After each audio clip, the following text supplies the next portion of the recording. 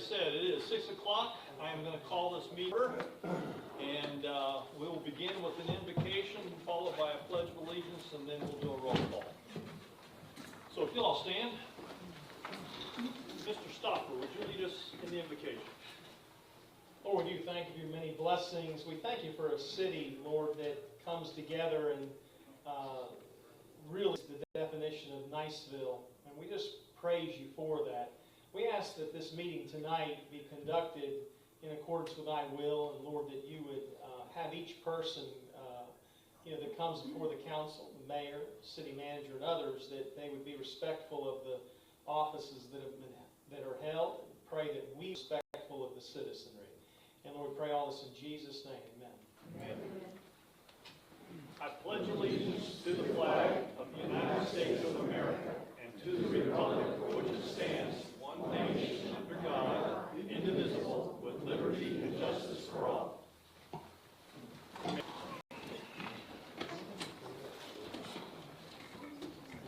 Quick roll call. Mr. Stopper. Here. Mr. Rominger. Here. Miss Alley. Here. Mr. Shafsel. Here. And Mr. Tolbert. Here. And before we go any further, let me first welcome both Mr. Tolbert and Mr. Rominger as our newest councilors, and great to have you back on board. Thank you. Let's move down to on the agenda for approval of this particular agenda. Do we have any additions or deletions first? Yes, Council, I would request a motion to add a proclamation in support of Child Prevention Month, please. All right. So moved. Do I have a second? Second. Any discussion by the council? Yes. Are you going to hand out a proclamation that is going to be read? The mayor has it, sir. Okay. Thank you. Any other questions? All in favor, say aye. Aye. Any opposed, like sign. All right. So let's move down to the consent agenda. Do I have a motion to approve? So moved. And do I have a second? Second. And a second, Mr. Tolbert. No. Was that no? Mr. Rominger, use that mic. There you go. How about that? Is that better? Thank you. That's much better. This deaf ear right here. All right. We have a motion and a second. And any discussion by the council? Not. All in favor, say aye. Aye. And any opposed, like sign. Motion passes. All right, let's move down to the awards, proclamations, and presentations. Let me do the proclamation first. I'm going to come down there and read it.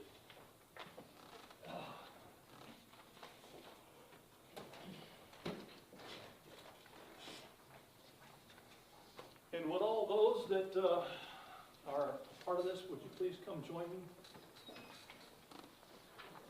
Yeah, that would be you. Thank you, Adrian. It's a welcome, Mayor.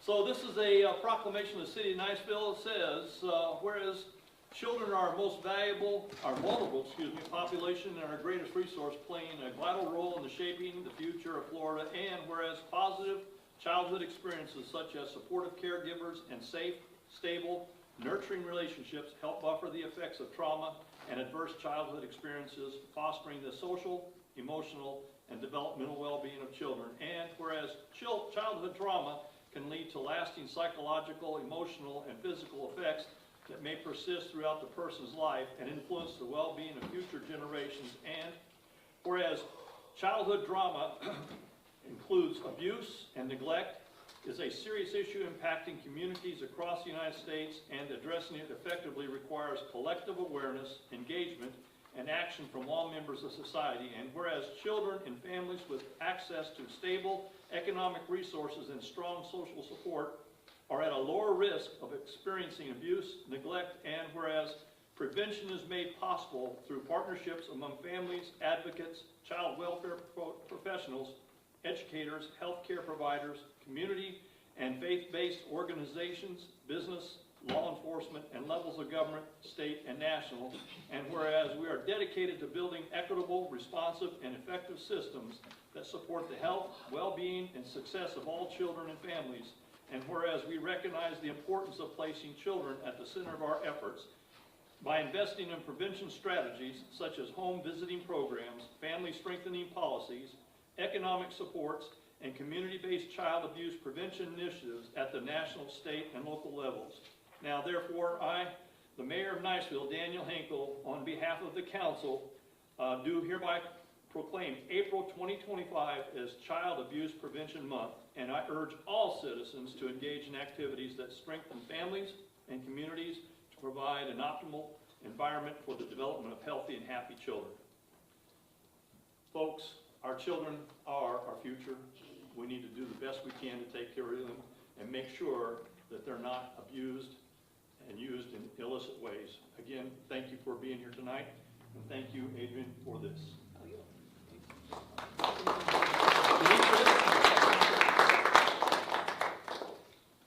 All right, you bet.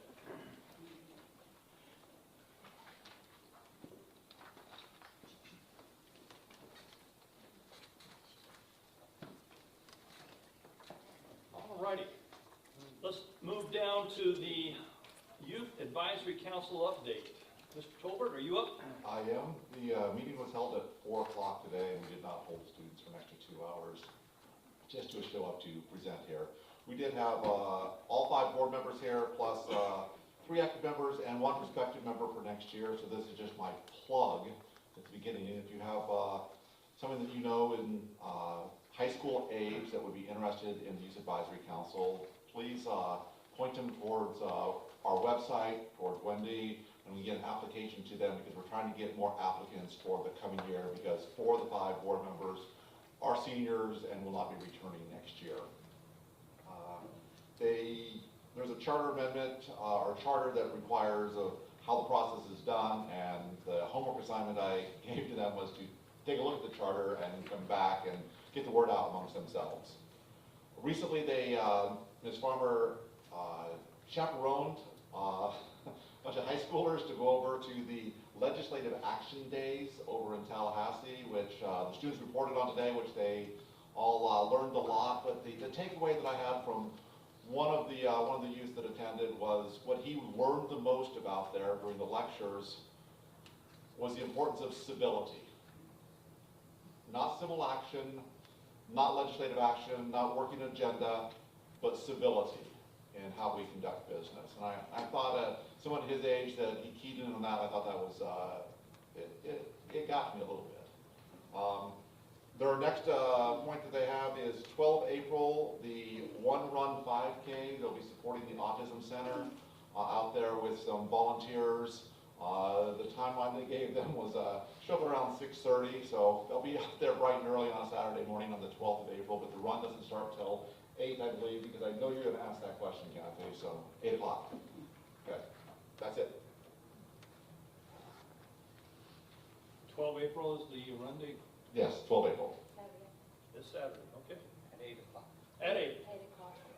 Thank you, Mr. Tolbert. I appreciate you stepping up and taking on the responsibility of advising the Youth Advisory Council. No worries. All right. Warren Averett Annual Financial Audit Presentation. Their timeline's the same as mine. Please come forward, state your name, and just let us know what's going on with the city's financial status. I'm going to move this up a little bit. That's fine. Do so. Because I'm going to give you the same advice. Speak into the mic. I was going to say, how do I actually control the presentation over there? All right, go ahead. So good evening. My name is Joel Bradley. I'm a principal at Warren Averett. I'd like to take a quick minute and also point out from Warren Averett, Tammy McGoy, who is an audit member and has served the city for several years. And Sloan Perkins, who is the audit supervisor. Sloan supervises the staff in the field and really does the majority of the heavy lifting on the city's audit. I just get to stand up here and take credit and kind of explain what the audit, what the results of the audit were. Somebody has to do it. Yeah. So I'd like to begin the presentation with a quick high-level summary of the audit results. Our opinion on the city's financial statements was unmodified. That is what is known as a clean opinion. It's the highest level of assurance we can provide about the city's financial statements. Professional auditing standards also require us to communicate any significant deficiencies, material weaknesses in internal controls, or material instances of non-compliance with laws, regulations, and grant agreements. We had no material weaknesses in internal controls to report. There was only one significant deficiency in the city's internal controls, and this related to some auditor-proposed journal entries.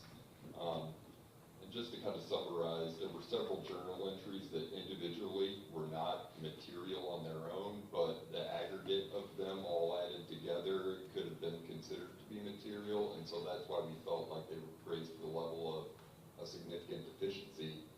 And at least a part of that deficiency is related to some turnover in the finance department, which I'm sure you are all aware of. I am happy to report that there were no material instances of non-compliance with laws, regulations, or grant agreements. Then, every year I like to report on changes in accounting principles. The city did not change its accounting principles and did not implement any new standards in FY '24. So for the rest of this presentation, I'll be focusing on some key financial metrics that can be useful in assessing the city's financial condition. So the slide that you've got here, when benchmarking the city's performance, it can be useful to compare it to municipalities that share similar attributes with the city of Niceville. And so what you're looking at here is all of the municipalities in Florida during fiscal year '23 that had both governmental and enterprise funds. They had populations between 12,000 and 20,000, and they had taxable property bases between 1.2 billion and 1.625 billion. These are basically the municipalities that can be thought of as the city's peers, for lack of a better word. After Niceville, they're sorted by assessed valuation of taxable property from left to right. So I'm going to talk about a couple of them real quickly, and then for the rest of the presentation, we're going to look at some graphical illustrations where I'll explain what the metrics are measuring. But the first two metrics on that page, millage rate sensitivity and assessed value of taxable property per capita. The millage rate sensitivity basically shows the additional property tax revenues that would be either generated or lost if the millage rate changed by 1/10 of a point. So for example, from 4.0 to 4.1 would generate an additional $168,000 of property taxes. This metric provides information on a municipality's ability to levy property taxes on its taxpayers. Now, that kind of goes hand in hand with assessed value of taxable property per capita, which is basically the value of all the taxable property within the corporate city limits divided by the number of residents. Because typically the cost of providing services to residents is more directly correlated with the number of residents, the population, than it is with the value of property within the city. And these two things have a big impact on the millage rate and the ability to levy taxes on taxpayers. So now if you'll flip forward a couple slides for me. One more. Perfect. So this slide here presents the same metrics that we just looked at on the previous slide, but it just shows the city of Niceville on its own over the last 10 fiscal years. So you can kind of get an idea of what the trends are for the city's financials. So you have this information to look at your leisure later, but we're going to kind of run through some graphical illustrations of what this is actually saying. So this slide here, the very first one, shows the percentage of revenues from property taxes. And basically, this is just the property tax revenues divided by the total revenues reported in the governmental funds. And it kind of provides information on a municipality's reliance on property tax revenues to fund the general government operations. Now, I will say that some shared sources of state revenue are determined based on population, so with all other things being equal, the larger a city's population, the lower its dependence on property taxes. But the yellow line that you've got there represents the average for FY '23. It's about 32.1%. And as you can see, Niceville is right around that average for the municipalities shown. But I thought this was important to include because given the current political climate regarding property taxes in this state, municipalities need to be aware of their reliance on property taxes, as establishing ancillary revenue sources may be vital for municipalities that want to continue providing the current level of services that they are for residents.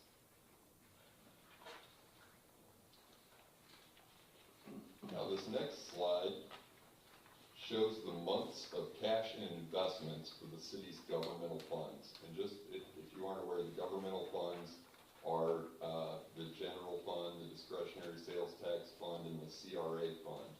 And basically they are the funds that the taxpayer money goes into. They're separate from the enterprise funds, which are the water and sewer, the sanitation, and the storm water. So in the governmental funds, months of cash and investments indicates municipalities' ability to withstand financial emergencies or fund capital purchases without having to borrow.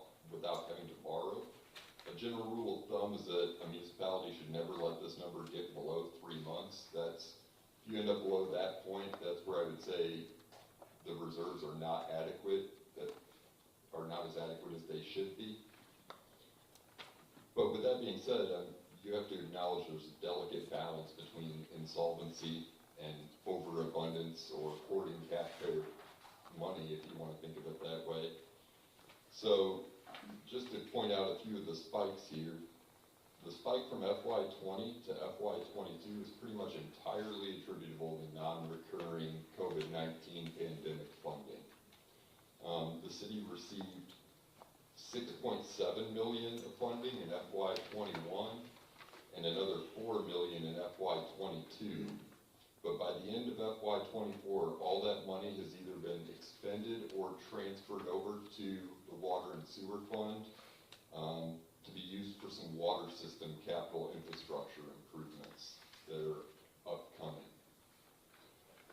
It's also worth noting, or worth pointing out on this slide, that FY '24 is the first time in the last 10 years that the city has not had to supplement its governmental funds with a transfer from the enterprise funds. No money was transferred over from water and sewer or sanitation to the general fund this year. And so what you're looking at is actually truly how the governmental funds operated without any supplemental assistance from the enterprise funds.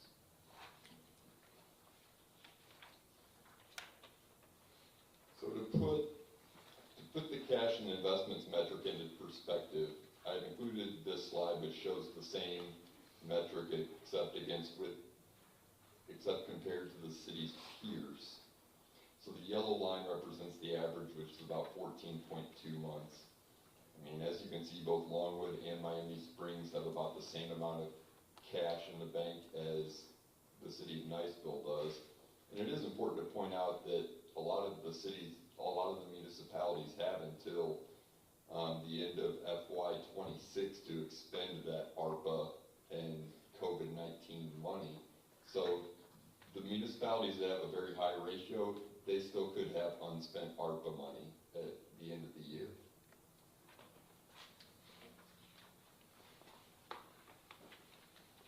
This slide here shows the return on cash and investments, and this provides information on how effective a government is at managing its liquid assets. The higher the rate of return, the more a government can supplement its existing revenue base to either expand the services it provides to residents or reduce millage rates to provide relief to taxpayers. The yellow line represents the average over the last 10 years, which is about 1.1%. So obviously the city has increased the diversity of its portfolio in FY '23 and '24, which has led to much higher rates of returns than in prior years. As a matter of fact, as Mr. Deitch pointed out to me when we discussed this slide, if you were to add up all of the actual gross investment earnings from FY '15 to FY '22, it is less than what got earned in just fiscal year 2024. So part of that is due to the fact that the city invested in 2 intergovernmental investment pools during FY '24 that provided much traditional deposit account would at your local bank.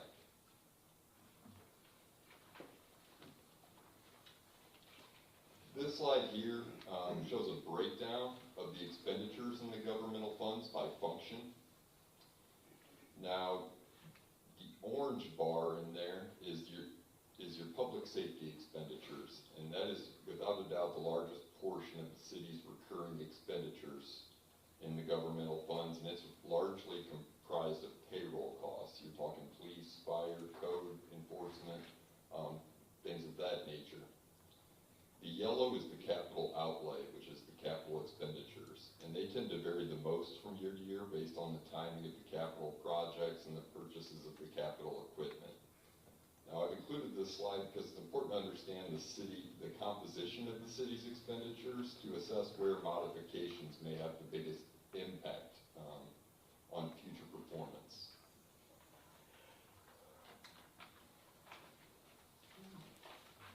All right. This next one shows the governmental funds non-capital expenditures per capita. And this is basically all of the non-capital expenditures, so those regular recurring expenditures in the governmental funds divided by the population. If this ratio is increasing over time, it can indicate that a municipality may be unable to maintain current service levels with its existing revenue base. This analysis can be further disaggregated by fund or even function to examine it at a more detailed level by identifying which categories are increasing at a faster rate than overall expenditures. And so, for example, I'll just tell you that from 2015 to 2024, this ratio increased by 66% over that 10-year period.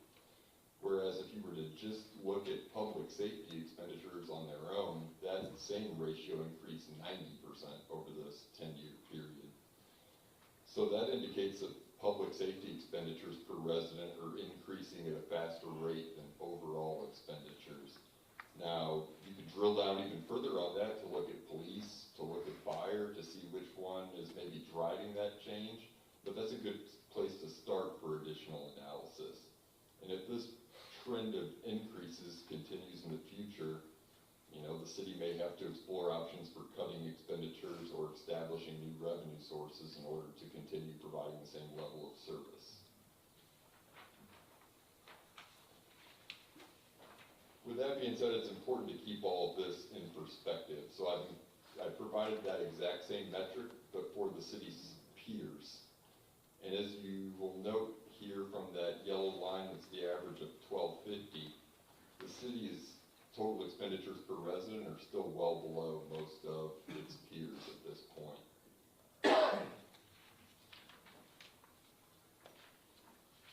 Now, this is the one I would think that shows the best picture of financial health for the city. This shows long-term debt per capita or long-term debt per resident. This is a concept pretty much everyone understands. The more debt per person the city has, the less flexibility it has to determine how to spend its resources. The city's long-term per capita debt is at the lowest level it's been at in the last 10 years. And as you can see from that yellow linear trend line, it goes through almost every single year's point, which tells you that that increase is very steady as the city continues to pay down its debt without issuing any significant new debt over the last 10 years.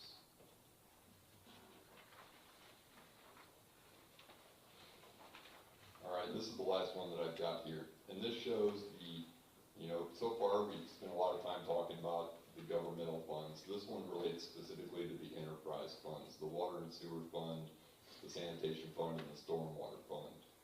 And this is the enterprise fund's operating profit percentage.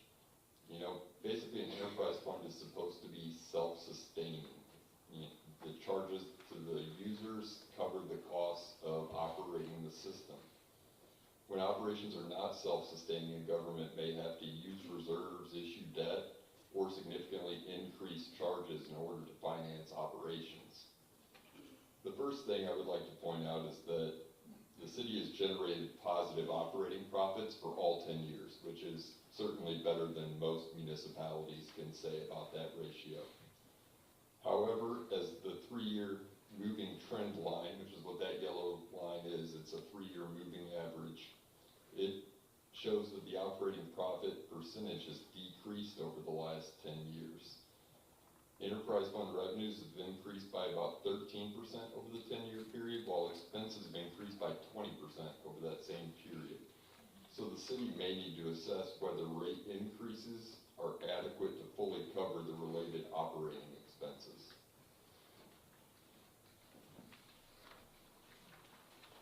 Now this slide here just has some takeaways, which I've already given you, so I'm not going to read through this slide. So instead of running through them again, I'd like to take the opportunity to remind you that the context is very crucial to understanding each of these metrics. There's no such thing as a perfect metric, and the facts and circumstances of each municipality tell a different story about what the metrics are telling you. These metrics are at the highest level of the city, and narrowing the scope of information will make the conclusions drawn more precise and accurate in the future.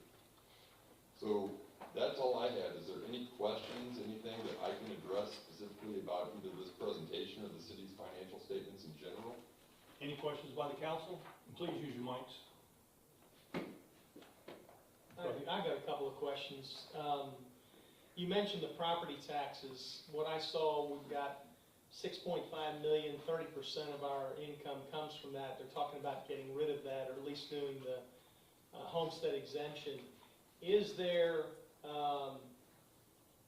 advice that you have in that direction? I mean, what other avenues can we go? And I know it might be sales tax, the state may do that, but what about locally? There are a lot of what they refer to as local option taxes in Florida. You know, the issue is that in order to get a lot of those, it's going to have to be approved by a taxpayer referendum. But I mean, if you think back to even in Okaloosa County, there was a referendum in 2018 to pass a 0.5-cent discretionary sales surtax, which has been collected and distributed since that time. But that's just one example of a local option tax. There are several other examples.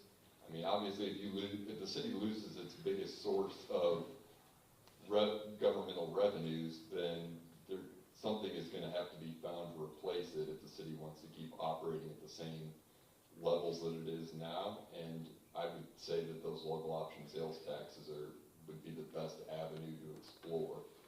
For example, I know the city of Panama City Beach it's the only one I've ever seen that doesn't even charge property taxes. They make no money from property taxes, but they have a local option tourist tax, a hotel bed tax, they call it, which basically supplements that revenue. And I mean, that's something that I feel like is worth exploring if property taxes were to go away overnight. On the deficiency for the journal entries, you got the new finance director. Is this something that's recurring, same journal entries that he can do, or how does he know what the journal entries are in advance? I have not yet even met the new finance director, so this is all old finance director, and you know, just to give you a timeline on when our audit is, we begin our audit in December, and we typically wrap it up in February into March, and so a lot of the stuff that we were dealing with was after the previous finance director left, but before anybody had been brought on to take over that, so you had a lot of people being forced into roles that maybe they weren't very familiar with. And like I said, none of the entries on their own were material. That's a word that we auditors use. It just means big. But basically, there were just a lot of entries that needed to be recorded, and they were semi-routine entries. And in totality, it could be argued that given the number of entries, that's why we decided to report it as a significant deficiency. But he will know, or the finance director, he'll know what those entries are. Oh, absolutely, Okay. absolutely. The city has a year-end closing checklist that helps divide those responsibilities and get those things posted. Okay, and then just two more, just maybe for David, but the rate of return that we're getting. I just think that's excellent, you know, that we're not leaving our money in a low interest-bearing account. He's taken proactive measures to do that, so I just want to state that publicly, and then not pulling from the enterprise fund for the first time in The 50. last 10 years, I Last mean, 10 that's years, what yeah. how far I looked back, and in the last 10 years, every single year, there's been at least $250,000 come from the enterprise funds into the general funds. So again, I just want to make sure the public understands how significant that is Yes. and how commendable it is. So kudos. Are there any other questions by the council? Appears not. Thank you very much. Thank you Appreciate so that, very much. thorough. We appreciate serving the city of Niceville, and it's really a pleasure working with Mr. Deitch and his entire staff. Thank you. You bet. They are good. Thank you, guys, appreciate it. All right, And Joe, you can grab your thumb drive if you want. let's move down to our public hearings. Let's start with ordinance number 25-05-01. Wendy? This is a review processes, ordinance 250501, amending Article 2, review authorities, development orders, applications, and procedures, substantively amending Section 2.05-00, designation of plans for review processes, amending Section 2.10.00 pertaining to the subdivision of land, providing for development review classifications and changes to development review processes, providing for enforcement, severability, conflicts, and complications, and providing for an effective date. Do I have a motion to approve? So moved. Do I have a second? I'll second. And a second by Mr. Schatzel. Before I go into discussion, do we have somebody that wants to address this? Would that be Kristen? Kristen, you please come up to the mic and enlighten us. You can hear me. Council, what you have here before you is a proposed amendment to the Land Development Code to just clarify and codify what our development review processes will be in the future. And you'll notice in my memo, I gave you 3 options. The recommended alternative is alternative B. But there are 3 options here, and, you know, we as staff will implement whatever the council chooses. The first option is, you know, just to have all developments come to the planning commission and the city council for review. That's option A. What you have in your draft is option B, that establishes true major and minor procedures, so that minor developments are approved by staff at the TRC format. There's something different here where the TRC would be a regular advertised meeting, and so you as council members would be apprised of that agenda. We would provide you with the agenda and the materials so that you can answer your constituent questions regarding what is going on in the city. And we also would have the ability to kick anything up to the planning commission and to the city council if we were to have a very controversial or development that was requiring more interpretation as to whether it was consistent with the code. So that's a little bit different. But it does describe major and minor, and minors would be staff approval and fairly quick. And that does provide a lot of expediency for our applicants and certainty as well. And so this option also does exempt CRA development from review, because the CRA is where we have expressly identified we are encouraging redevelopment and anything that's already been in an approved PUD. So if you've already approved the PUD, the implementing development for that PUD will come in as a minor. And then the final option that I presented here is that nothing comes through the planning commission and the city council, which is done in many local governments. So if you have any specific questions about that, I'm happy to answer, but again, what we have in this ordinance is that alternative B, and that was the recommended alternative by the planning commission at their last meeting. Let me just make a quick comment here before I open it up for questions by the council. You know, we have a tendency to use a lot of acronyms in And so, with that said, I'm gonna ask the council, does anybody have any issues with the acronyms, what they mean? For example, TRC, LDC, et cetera. If you all know what those are, then great, we can move forward. If you don't, now's the time to clarify them. Okay. I'll open it up to the council. Questions for Ms. Shell? I've got one question regarding the process. It sounds like great streamlining and efficiencies are put in place. Does this do away with the planning commission then? No, sir, we are legislatively required to have a planning commission, that's a statutory requirement for us, and so they will still hear major developments, and they will hear legislative items like comp plan changes, code changes, just like they currently do. Thank you. Mr. Schatzel, go ahead, and then Mr. Tolbert, I'll open it to you.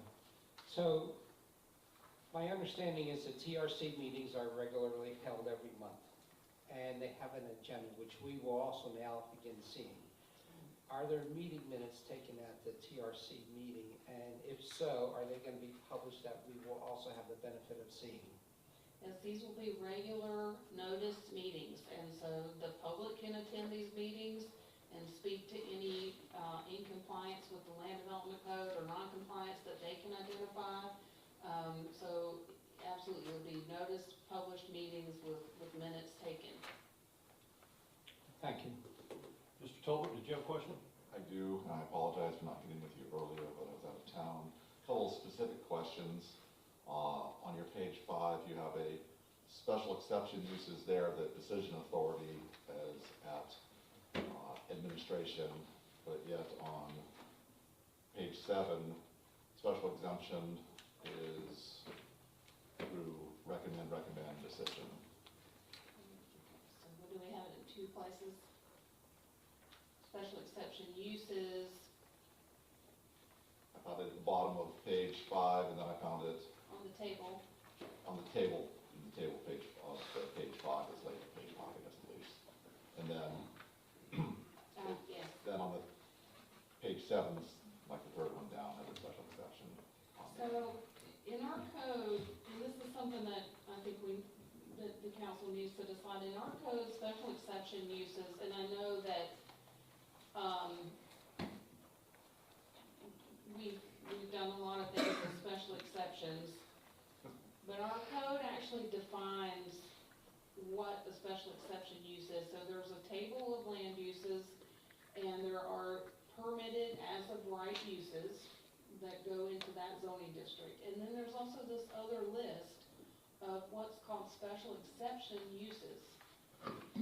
And you can either do that 2 ways. You can leave it that way and you decide if the special exception use can go in that zoning district, but I caution that because there is absolutely 0 criteria. So, it's not like what I would call a conditional use, where, you have a specific land use listed for a zoning district, and then it says, this is allowed if it meets X, Y, and Z. Like, let's say they have an extra buffer, or they have the adequate parking, or they meet some criteria to be allowed in that zoning district. And usually those criteria are related to compatibility. You don't have any of that. So, I think at this point, absent those criteria, it probably needs to stay. And Steve, you can jump in here. But what I would like to do is convert those to conditional uses in the future, where they do have those criteria that you're using to make your decision on whether or not they fit in that zoning district.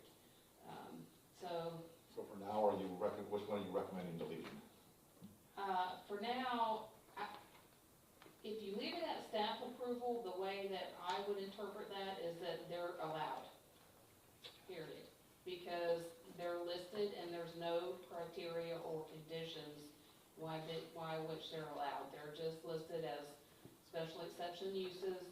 And to me, that's almost like saying that's an allowed use absent those criteria.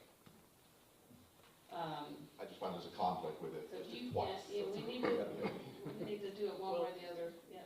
We still have 2.0800 for special exception uses, which is currently in the code, which describes the procedures that the city council will go through in considering a special exception. And it goes to the planning commission and to. So in that case, we need to strike it from the bottom of page 5. Yeah. Make an amend this to do that. The second question I had was on the CRAs, which you addressed, but I mean, CRAs listed there twice, and one's with a, requiring an overlay district, and I didn't know what the difference, so it's on, sorry, page 6 table, the bottom of minor and the bottom of major. Yeah, 6, I got you, 6, okay, so, right, One is at okay. decision level, one's at recommend level, so. Yeah, so we have 2 different CRA processes in our code. One is the zoning district and one is, like an overlay that's defined in the comp plan, so they're actually 2 different animals. And the one that is the overlay is like your deer moss.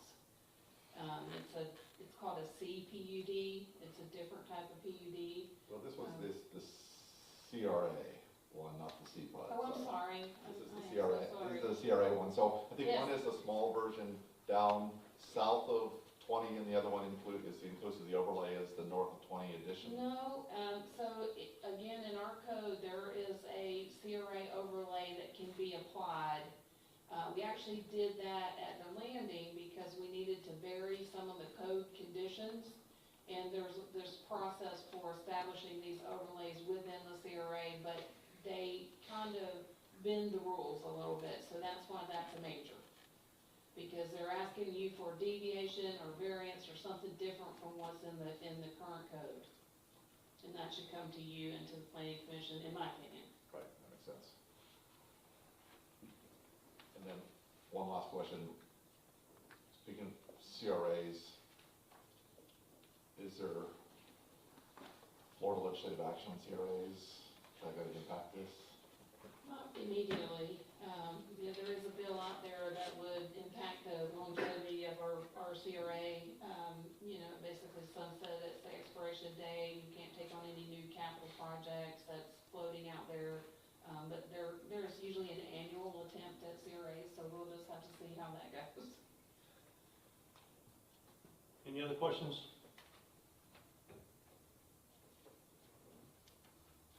All right. Yeah, that's a good question. Yes, you may. Boy, you So- almost did it again, I didn't you? know, I did. So Doug, you're asking for on the bottom of page 5 to be struck, is that what you're saying? Correct, so I was looking to amend the motion. There's been no motion in that session. Wait a minute. Ma'am, there's a motion. There's a motion on the table before we discussed it. That's why we're discussing. We made a motion to approve. Approve what? We have designated A, B, a, or C choice. A, B, There or is no C. motion. The recommendation is B, wasn't it? The recommendation is B. So our The motion fact- is. I hear what you're saying. I understand what you're saying. We did make a motion to discuss this aspect, so now she's asking for the council decision on which way you want to go. Do you want to go with recommendation A, B, or C? The recommendation is B. Now is the time to discuss whether or not you think that that's a good recommendation, or do you want to do something differently? I'll make a motion. Go ahead, what's your motion? I'll make a motion that we accept recommendation B with the amendment striking special exception uses on the bottom of page 5. Okay. Do I have a second? Second. Second by Mr. Stoffer, okay. With that said, further discussion by the council. All right.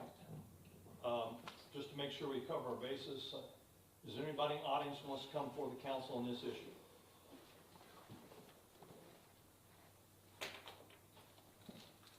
Seeing none, I'll call for the vote. Mr. Tolbert, Yes. Mr. Schatzel, Yes. Ms. Alley, Yes. Mr. Rominger, Yes. and Mr. Stoffer. Yes. All righty. Let's move to ordinance 25-05-02. Request to table ordinance 250502. Say that again. The request to table ordinance 250502. Is there a request? Yeah, there was a written request in the package. Sorry, I'll make the motion. It's from the applicant council. gotcha. I'll make the motion. And I'll second it. All right, I have a question. go ahead with your question. I have a legal question.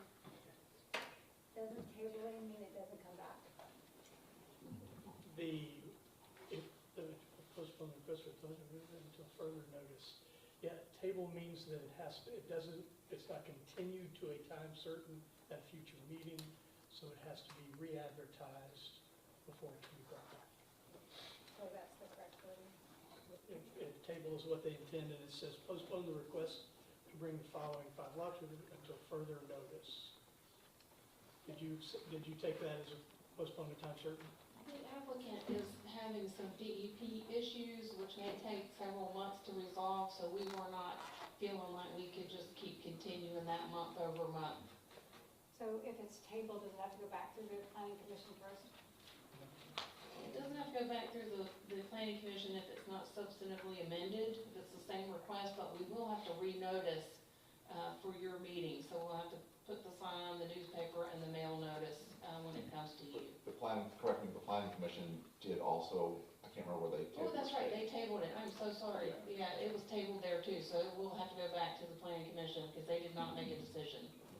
Yeah. It's kind of interesting on this, all they were doing is they're requesting to annex into the city, and, whether they got DEP issues or not, it's still gonna fall until, so, Yeah, that's kind of an odd request to table it.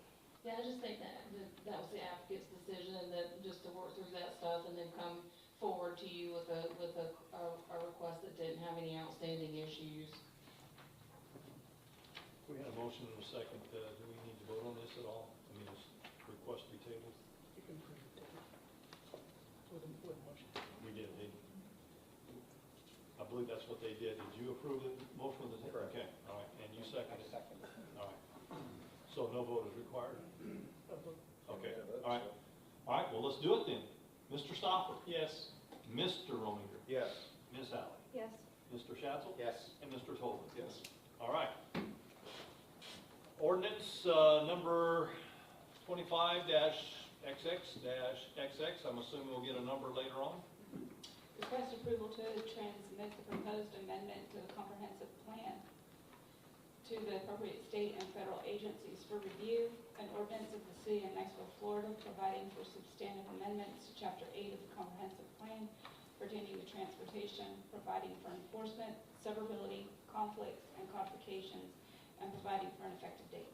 Do I have a motion to approve? So moved. And do I have a second? Second by Mr. Rominger. All right, does somebody in the audience going to come speak on this one as well?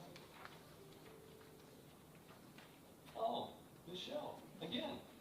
Thank you. Okay, Council, this is, we're continuing our evaluation and appraisal report process of the comprehensive plan, so you're pretty much having an element or two every month until September, when we finish this update of the comp plan, which is mandated by the state, that we do this every 7 years for you new members, so we're following our statutory update process.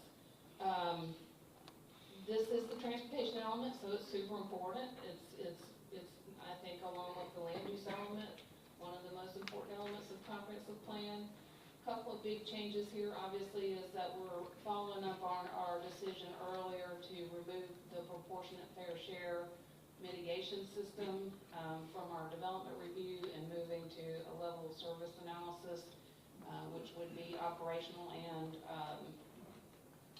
capacity level service on any large development that we would see, or a small one that triggers an operational issue. So there are some review procedures established in here for that review as the developments come through. A lot of just updates, changing West Florida Regional Planning Council to Emerald Coast and different terminology changes, and obviously renumbering the element because we've deleted so many elements from the comp plan that we're only having 8 chapters now, so everything's getting renumbered. There is some support in here for some of our big transportation projects, like the Crossings Boulevard connector that we've put forward, some of our bike ped initiatives that we've put forward, and we put that language in there to support our endeavors seeking grant funding and TPO funding, because this is a very important sort of piece to getting that money. It does take a multimodal approach, so it supports lived-in walking, biking, and automobile travel for our citizens, because Niceville is compact, and we do have the ability to really move people walking and biking, and we've got a number of trail systems going in as we speak. So we just added that support there so that we could get that grant money in the future. It does support right-of-way preservation. I don't know how aware we are that this is in our current land development code, where we can ask our developments to preserve right-of-way on corridors where we think that we will be needing that right-of-way in the future. So that's important. May I ask a question? Yes, you may. On the multimodal paths, are golf carts allowed? No, no golf carts are allowed on multi-use trails, and that's actually a condition of our grant that we just received, the 1.5 million. Now, people may have, there's a Florida statute that says anywhere a bicycle is allowed, we have to allow scooters and electric bicycles. So we're just under that mandate. So this is why multi-use paths are becoming more popular, because people are using different vehicles in their travel today. So you have people on wheels, skateboards, electric bikes, electric scooters, and the electric bikes, some of them reach a speed of 28 miles per hour, which is not conducive to sidewalk compatibility. Thank you for that answer. Are there any other questions? Would anybody in the audience like to come before the council on this issue?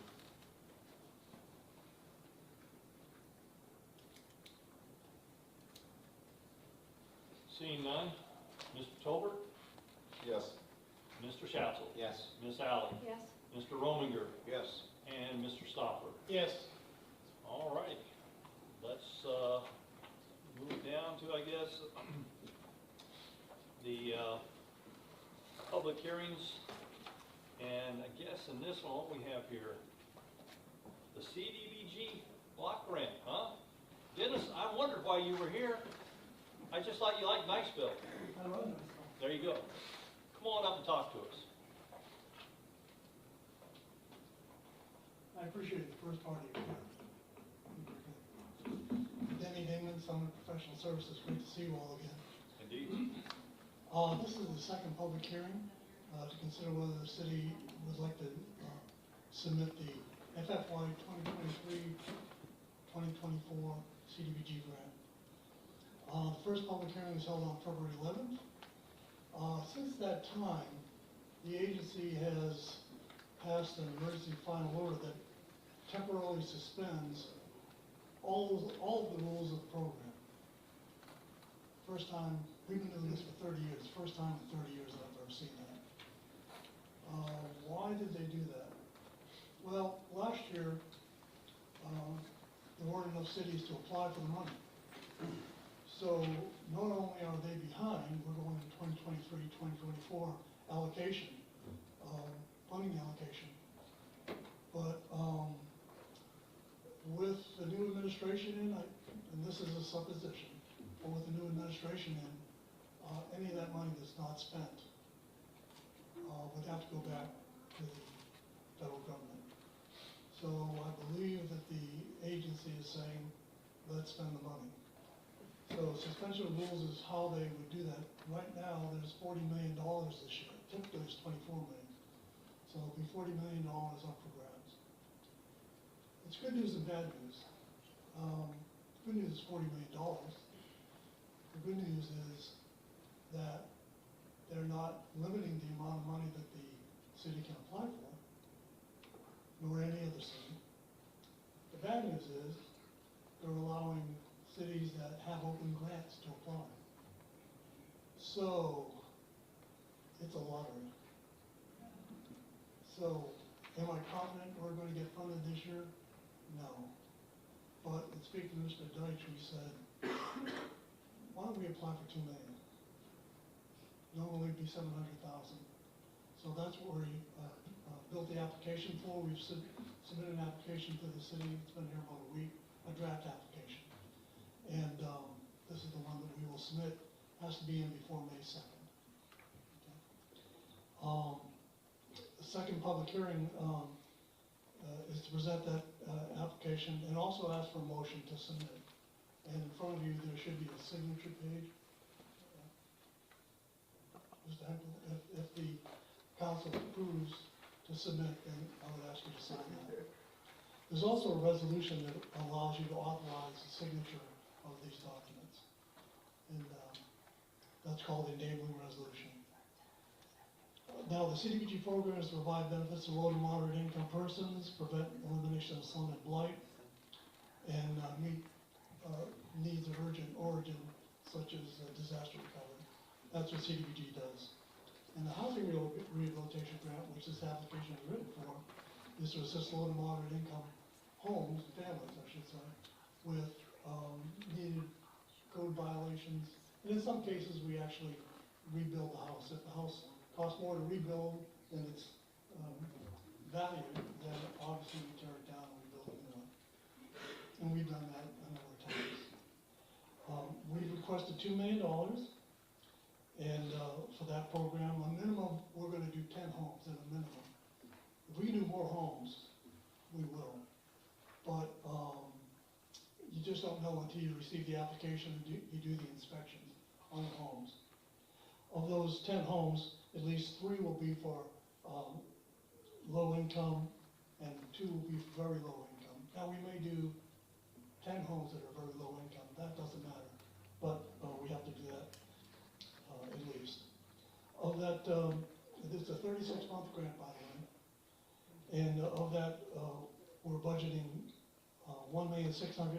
$570,000 for rehabilitation, $30,000 for temporary relocation, and $300,000 for administrative costs.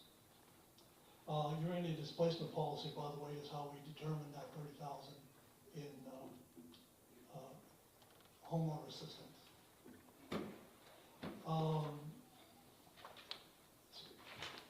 One other thing I want to mention is that the average cost of 2 rehabs and demos last year was $147,643.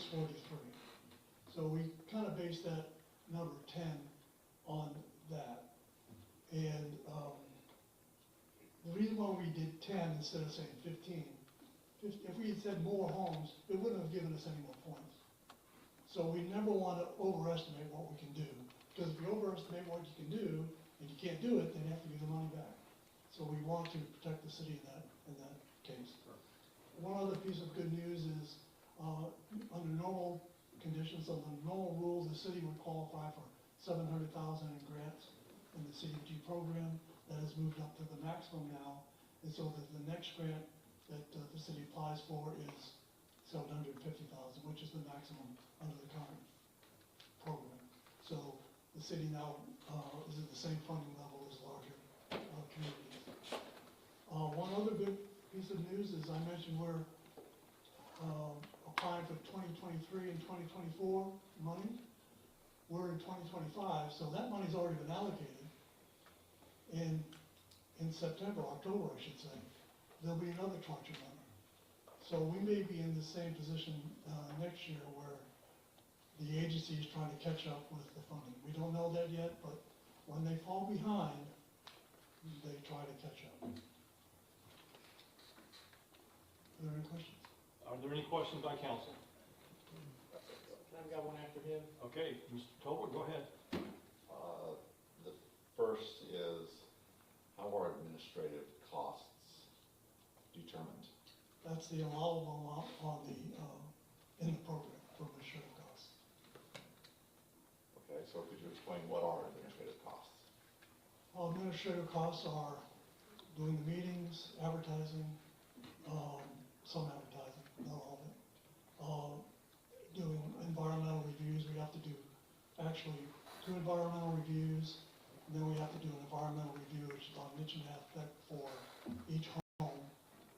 So environmental reviews, it's doing the inspections, it's doing the hiring of the contractors, overseeing the contractor work. It's doing ongoing reporting that the agency requires, minority reporting, budgeting reporting, So is it just a strict, the maximum you can allow, or is it based on your per house or the value? So That's the on the maximum, $700,000 previous, what was the administrative cost? 107, 108, I'm not sure. It was about 15%.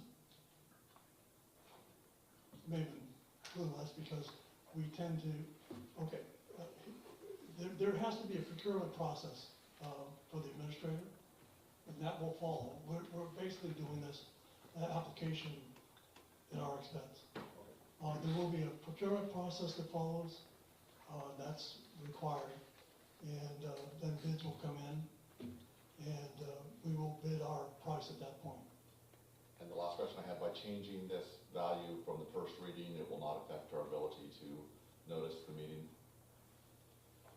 Changing, From last month, from the February one, was a different value source in here. It Right, wasn't the 2 million. So we're now changed it to 2 million. Will that change? Is this now first reading or second reading? well, it is the second reading, and that's the reason why I put in the discussion about the emergency final order. That was the purpose of it. Right. I feel comfortable that, it's not a material change that Okay. will require a renotice. Thank you. You finished with your questions? I am. Thank you. Okay, Mr. Stopper. So, is there anything that we can do to help facilitate it with the Department of Commerce, or we just stay out of it? There's really nothing, it's a point-based application. Okay, and you said if they don't spend all the money, they're gonna lose it, so by making it to where there are no ceiling requirements, aren't they giving us the indicator that more is better, and that they may not spend it all, so you go for the 2 million, it may be a good move? Just my assessment, having done this for a while, they're looking for big number of players. So if someone comes in with a sewer project worth $10 million, and they have the points to get the application awarded, they'll love that. They want to make sure they spend that money. And council, again, I'm recommending 2 million, Mr. Dingman's recommended 2 million, we're gonna shoot high. And I wanna personalize this for a minute. I have a standing, early morning meeting with my code compliance team, weekly, we meet at 7 o'clock in the morning, we happen to meet today. And they brought a case to me today from a house on the south side of town, south of Publix, where an elderly lady and her disabled son live. And she lives on $800 a month. And the house looked like a hoarder's house. It was dilapidated and caving in. The black mold was growing black mold. There were rat carcasses decomposing on the ground, on the floor. We have people in need in this community. And so it's incumbent upon us to do what we can to serve those in need, is my opinion. And so that's why Mr. Dingman and I are recommending we shoot high, and let's help as many people as we can.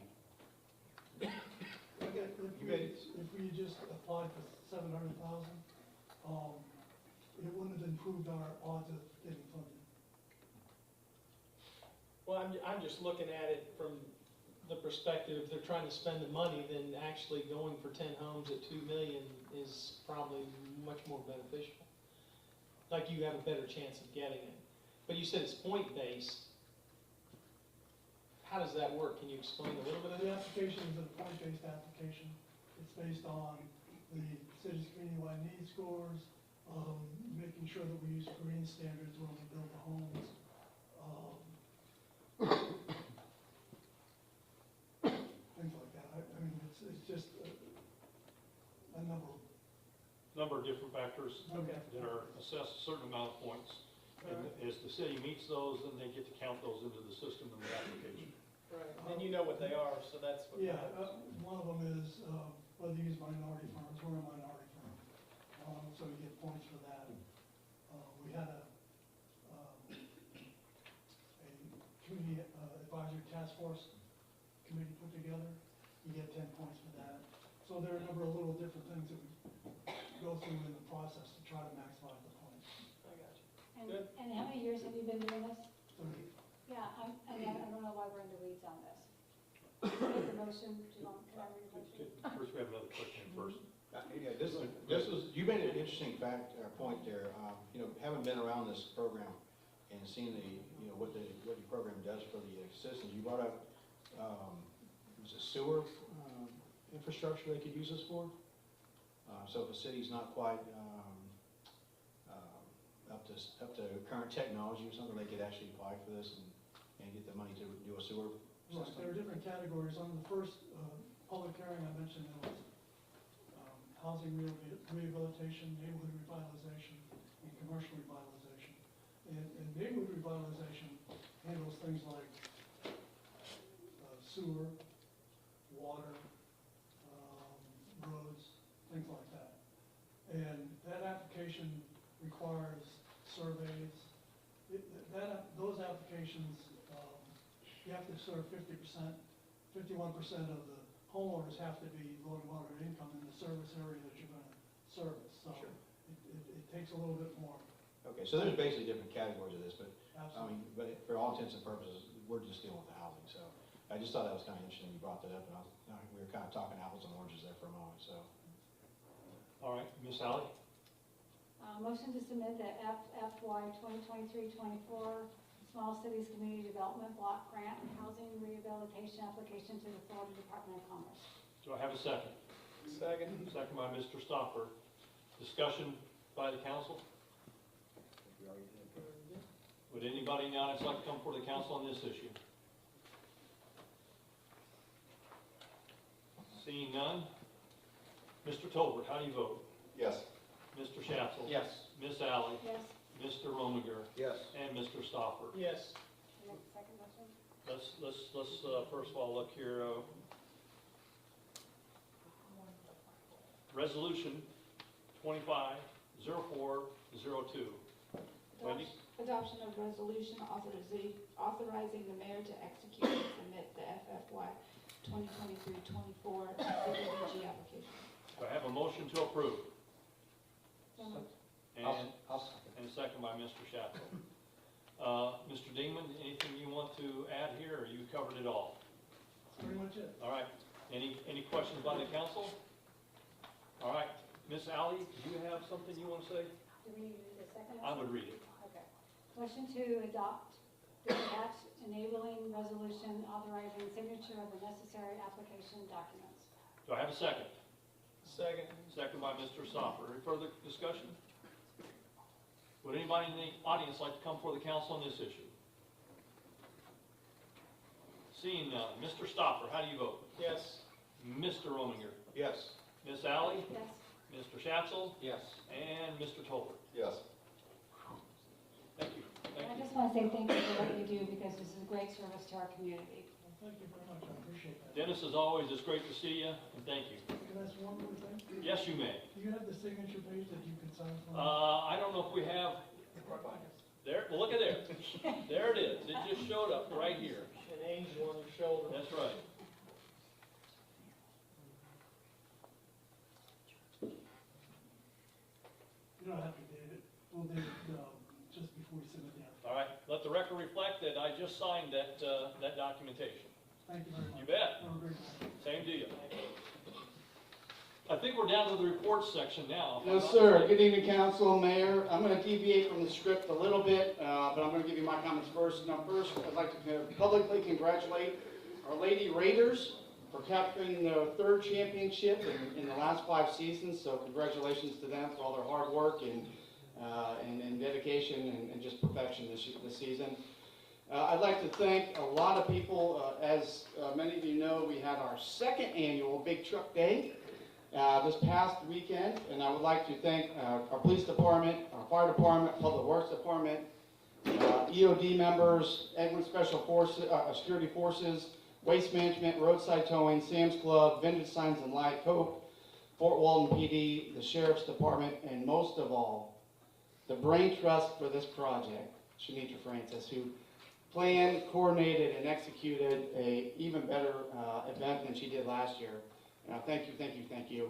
The place, as I understand it, was packed with people and the kids. So It was just a great community event put on by Shanitra and our amazing team, and all of our partners from across the community. So I thank you all for sacrificing your Saturday to serve our community.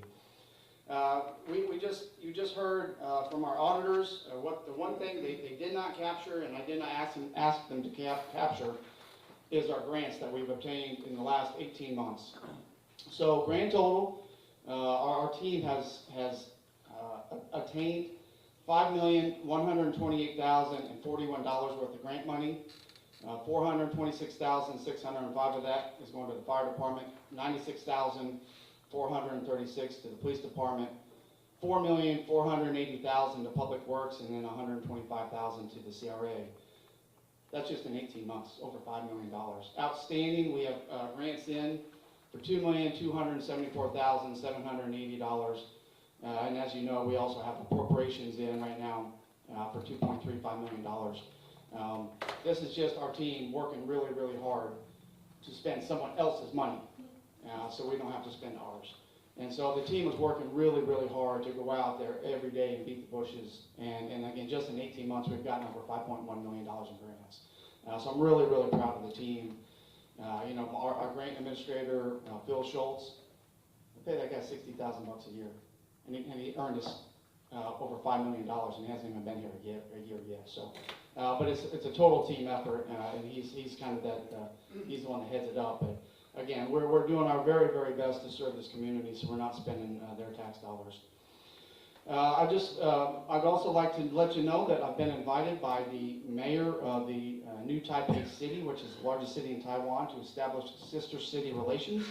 So I will be traveling to Taiwan in May to do just that. And so hopefully we can foster this relationship in the future, but I will be out for a week in that, doing that. The first couple of days of last week, I was out in DC with a group of officials from Okaloosa County and the college to pitch our Egglet Orphan Parcel proposal. It was very well received, and so now we are in the process of building that package to push up. This is a multi-year project, so it's all the orphan parcels on the north side of Niceville, basically from the corner of College and 85 to the corner of College and Forest, and between College Boulevard and the 293. All that property. It's about 800 acres. We built and pitched an idea, and it's purely conceptual, but they liked it and were willing to work with us. Now, I will concede that isn't going to happen overnight. That is probably a 10 or 15-year project, but it's got to start somewhere. And so we started it last week. So I'm really excited about where the potential, where that may go. School zone speed cameras went live yesterday. We are still seeing hundreds of speeders in our school zones during the blinking light times. And so they went live yesterday. So the warning periods are over. You will no longer receive warning tickets. You will receive a $100 citation in the mail. Please, please, please, please, please slow down, because again, we're still seeing hundreds of speeders in our school zones per week. Council, you received an email, I think it was today, about Doodle Pool. We are doing professional headshots of all the staff and all of you. So please go in to this Doodle Pool email that you received, and it's just asking when your most convenient times to do that is. So please go in and sign up for some times, or identify some times that work best for you. Finally, and Chief Hayes, you might be addressing this tonight, I'm not sure. As you're all aware, there was a tragedy last week over in Walton County where they tragically lost one of the deputies. The arrangements are on Saturday at Destiny Worship. The service is from 10 to 12. 10 to 12 viewing, 12 service, and then following that will be a procession to the community. Okay. So 10 to 12 viewing, for those of you who didn't hear, 12 o'clock service at Destiny Worship down in Destin, and then the procession will go up to the cemetery in Phoenix Springs.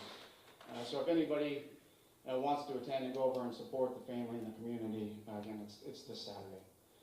And with that, again, council, I'm going to deviate from the script because we have some family members here, and there's a couple of people that have some announcements and some that I'd like to honor.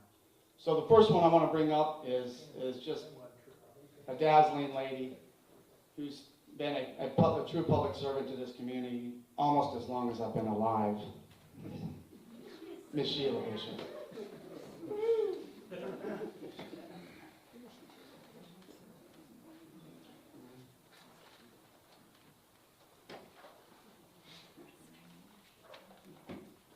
He keeps saying that. Might be true. He's just a baby. Oh, it's true.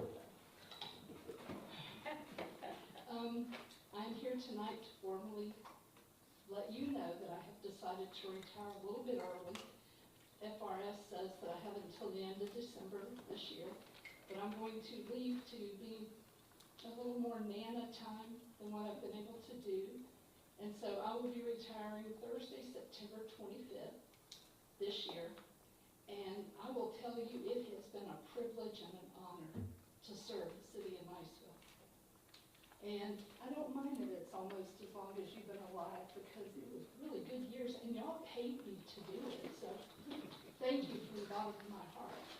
I would like to take a minute to introduce my successor. Mr. Deitch has allowed me to be training the director who will take my place as library director, Jessica. Yeah, if I have to get up here, you have. This is Jess Longoria. She's been with the city over 5 years now, and she is amazing, and she is that calming personality. She'll wade into the middle of contention and just ease everybody down, and so Jess will do a great job and serve the city well too. I feel very good leaving it in her hands. First, don't walk away, because obviously, I think that the fact that you have served this city for the number of years that you have deserves a round of applause.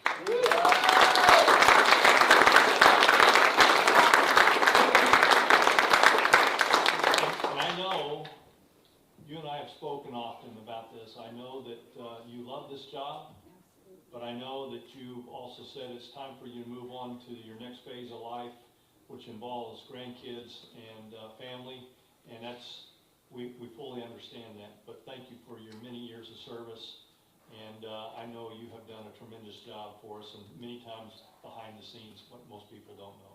It's my favorite place to work, behind the scenes. And to Ms. Longoria, welcome aboard. I know you've been here already, but we're looking forward to your continued activities as the new director. Now, wait a minute before you walk away. Did you have something else you wanted to bring up to the council, or are you going to wait and do that later? I wanted, Oh, yeah, of course. I would like to, I'm not sure, I need to talk with you later about that. There you go. I would like to introduce somebody else who has served the city well for 25+ years, and he is leaving the city April 17th, next Thursday. And it was unexpected, but he has promised me for the last 20 years he would retire before me. So he is Eddie Bartlett. Would you please stand and be recognized?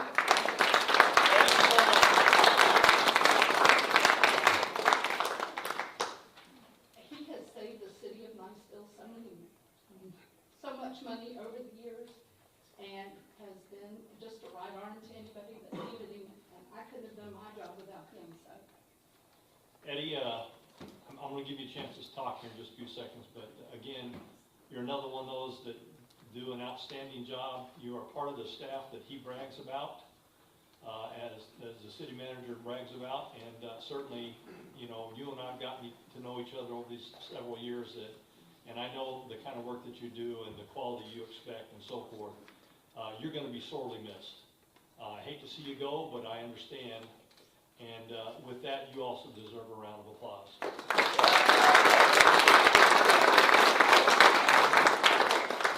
So Eddie, impart with some good words for us. Well, I appreciate the 25 years. I've enjoyed a bunch of stuff, a bunch of different varieties of things. And the best thing about working here is every day's different. You never know what you're coming into, so it's great. So Thank you, Eddie. Again, appreciate your service, many years. So council, next Thursday is the annual city picnic where we will be celebrating Eddie. If you want to come out and join us for lunch out at the Twin Oaks Mall Festival site for lunch, 10:30, 11 o'clock. We'll be all gathering together to break bread and then to celebrate Eddie. And then in September, I keep harassing her about this, but it is going to happen. We're going to have a big celebration in September to celebrate the unveiling of the bronze statue of Sheila at the Sheila Bishop Memorial Library. All right. Chief, maybe I was going to keep you to the end, but you got a lot of family here, and I saw some babies with some of them, so why don't you come up next, please?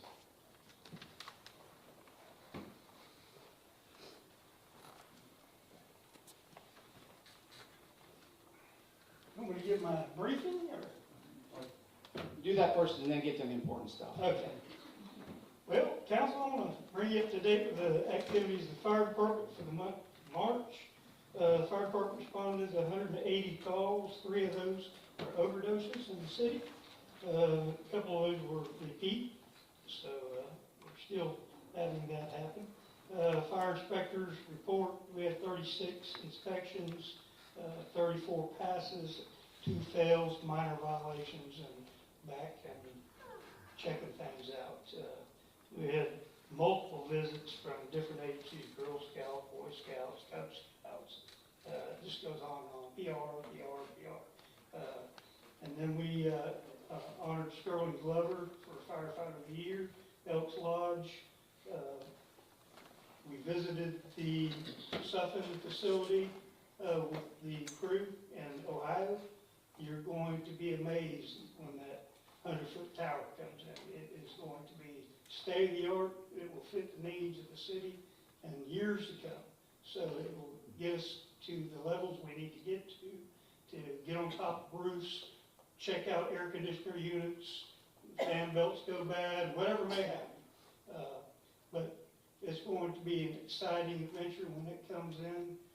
It is a piece of equipment that's much needed. When you need it, you need it. So it's nice to have that. We have a 70-footer, but it just does not get us to the top of some of the buildings we need to get to. And then we had crew members attending retirement luncheons that we had for the 4 city employees.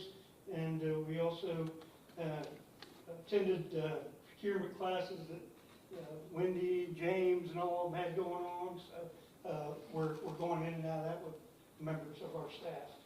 And also actively seeking certifications, accreditations throughout the college. Well, anything from the council? Any questions for our fire chief? All right, continue. Okay. That brings me to my announcement. Been with the city 43 years, and I've enjoyed it. I really have. But I go to a lot of people for support, and that number one I go to is I drop to my knees, I pray to the good Lord, and I ask for advice, and He gives me all the advice I need. And I'm not saying a prayer, I'm acknowledging my Lord and Savior for keeping me safe for 43 years in a job that is very, very difficult. And saying that, I have some others I will recognize too.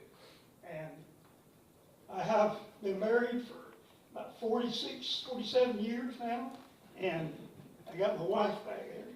And for 43 years I've had a lot of people I went to, but she was the one I always woke up in the middle of the night with a pager. For 43 years, she answered the call as well as I did. And she was that person I came home to when I had a bad call. And I had to squeeze her. So, and I'd like for her to come up. Come up here. I'd like to give her some flowers for I'd like to recognize my wife, because she has been just as much as part of the fire department as I ever have. So, hold on a second. Let me grab you some. I think he has a lot of something. So I want to make sure my wife gets recognized for all the time she spent protecting the city as well.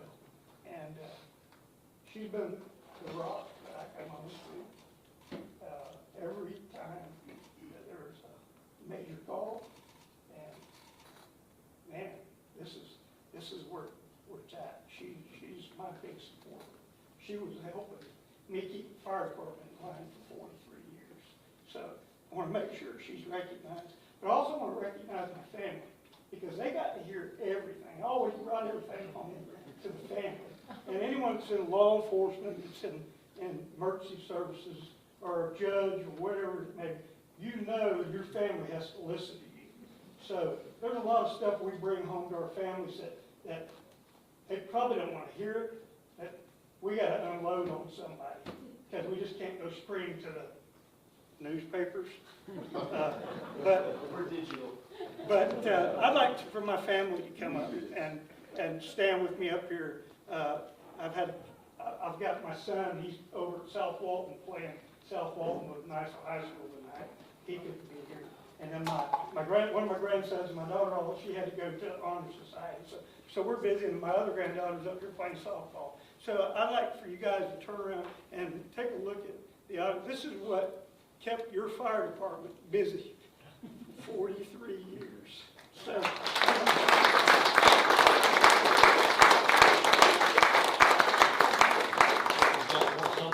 also want to recognize my daughter, because she's my big prayer partner. She keeps me going, and she's a big supporter. And then my granddaughter. Thank you. Turn around so everybody can see you. So again, thank you so much. But I also want to thank there's many people in this room that you have been my rock that I've been to. You guys might have been in the water department. You might have been in other departments in the city. But when somebody in emergency services needs to talk, they need to talk. And there's a lot of times that I unloaded on some of y'all. And Ernie, some of you guys that have been around for years, we did a lot of stuff with the city. We many years of just getting all kinds of awards. I mean, Ernie and I won world championships for the city in softball and just doing all kinds of stuff. But there's so many great people that work for this city. And I could go on and on and on. But I want you to also know that there's a lot of great people that are employed here now. And these people, like the boss over there, yeah, he's doing really wonderful things for the city. And this young lady right here, Kristen Shell, wow, can't say enough about her. And this guy, man, he's like one of my sons. I mean, Lord mercy, he's keeps the city just up and going. And the new police chief, there's so many wonderful things happening for the city. But again, I want to thank you. And my son and my nephew coming all the way from Washington, D.C., he works at the Pentagon, my son-in-law, my grandsons. So again, thank you from my family for you putting up with me for 43 years.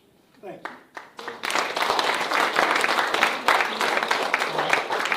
Tommy, first of all, let me thank your family for allowing you to be a part of this city for 43 years. It speaks highly of you and the support that you gave him, and I just want you to know that we as a council, and I certainly believe I speak to the city, thank you for that effort that you gave to Tommy and allowing him to do his job. For Tommy, I'm going to guess, because you didn't say it, that you're planning on retiring. So when is that retirement date? I'm fixing to tell you. Okay. The date is the 17th of July. I will no longer be employed with the city of Niceville. I will still be coming council meetings and doing things. I'm gonna try to use time up, but the bay is calling me to come fishing. So I will be out there, throwing a line out, helping my son figure out some good redfish spots are at, and helping some of my friends out in Destin figure out where some good spots are out in the Gulf of Mexico. Sounds great, Tommy. It Gulf sounds of like- America. Hey, Gulf of America.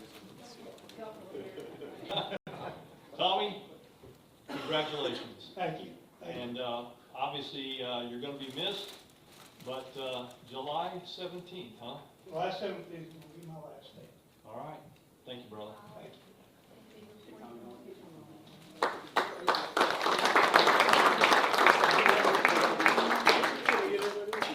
Get in tight.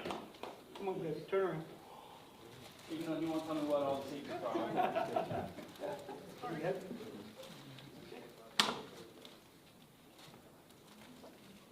if I can get you guys some really sweet. Just get like, if I can get Homer statue. Get close like you really love one another.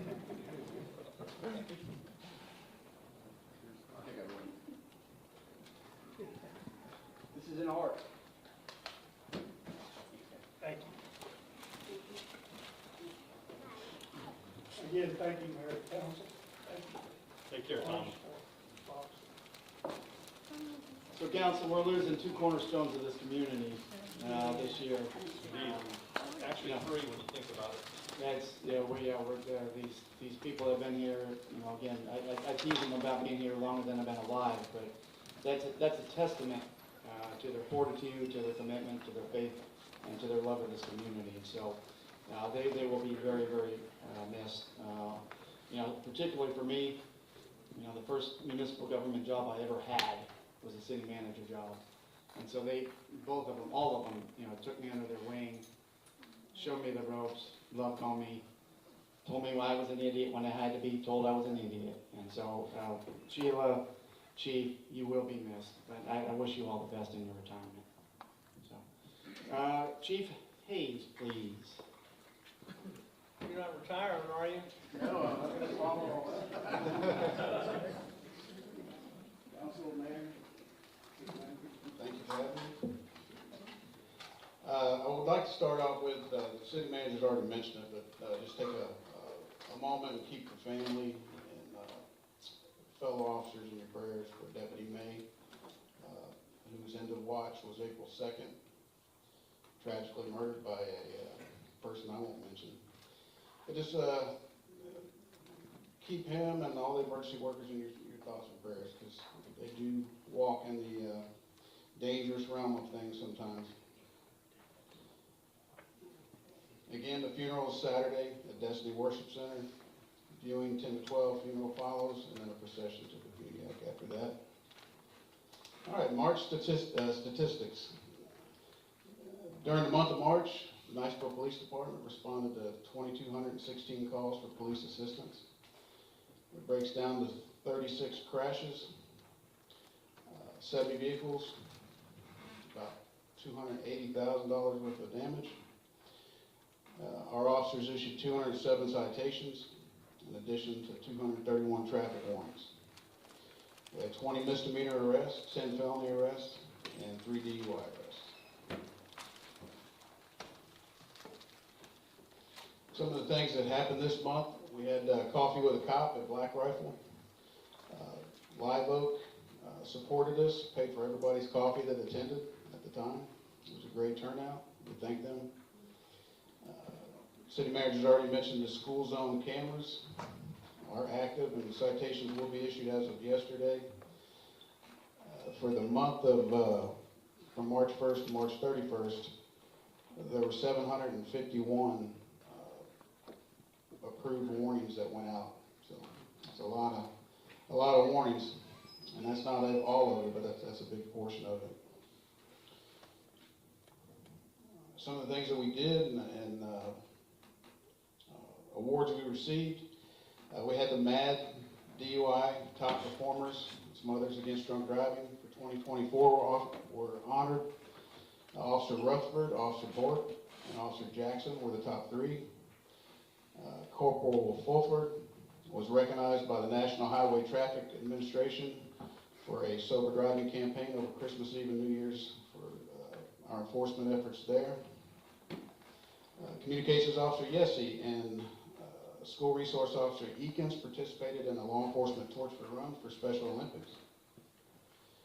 We celebrated Cody, our canine's 9th birthday at Jeremiah's. We did several tours and presentations to Boy and Girl Scout troops. A lot of training going on over there at the police department. Some of it included new Taser 10 rollouts and certifications. Emergency Management Director Sean Teets was presented Officer of the Year Award by Twin Cities Upslodge. That's all I've got. Any questions? Questions by the council? Go ahead. Do you know how many citations were issued yesterday and today on the school zone cameras? I don't have yesterday's. There's a lag involved, Okay. so I don't think they've got to approve those yet. But we just have the month of March right now. Just get your checkbook out. Not gonna be me. And most of those, the average speed on Palm Boulevard was 29.89 miles an hour for the violators, and the average speed on Parton was 36.20 miles an hour. And that's a 20-mile-an-hour zone, and then of course Palm is 15-mile-an-hour zone when the lights are flashing. So there's some movement.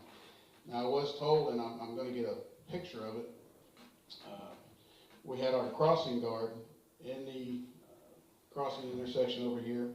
And there's a picture, he's out in the middle with a stop sign, kids are starting to cross, and the driver came through, I believe, at almost 30 miles an hour over the limit, rode right by him. So please pay attention.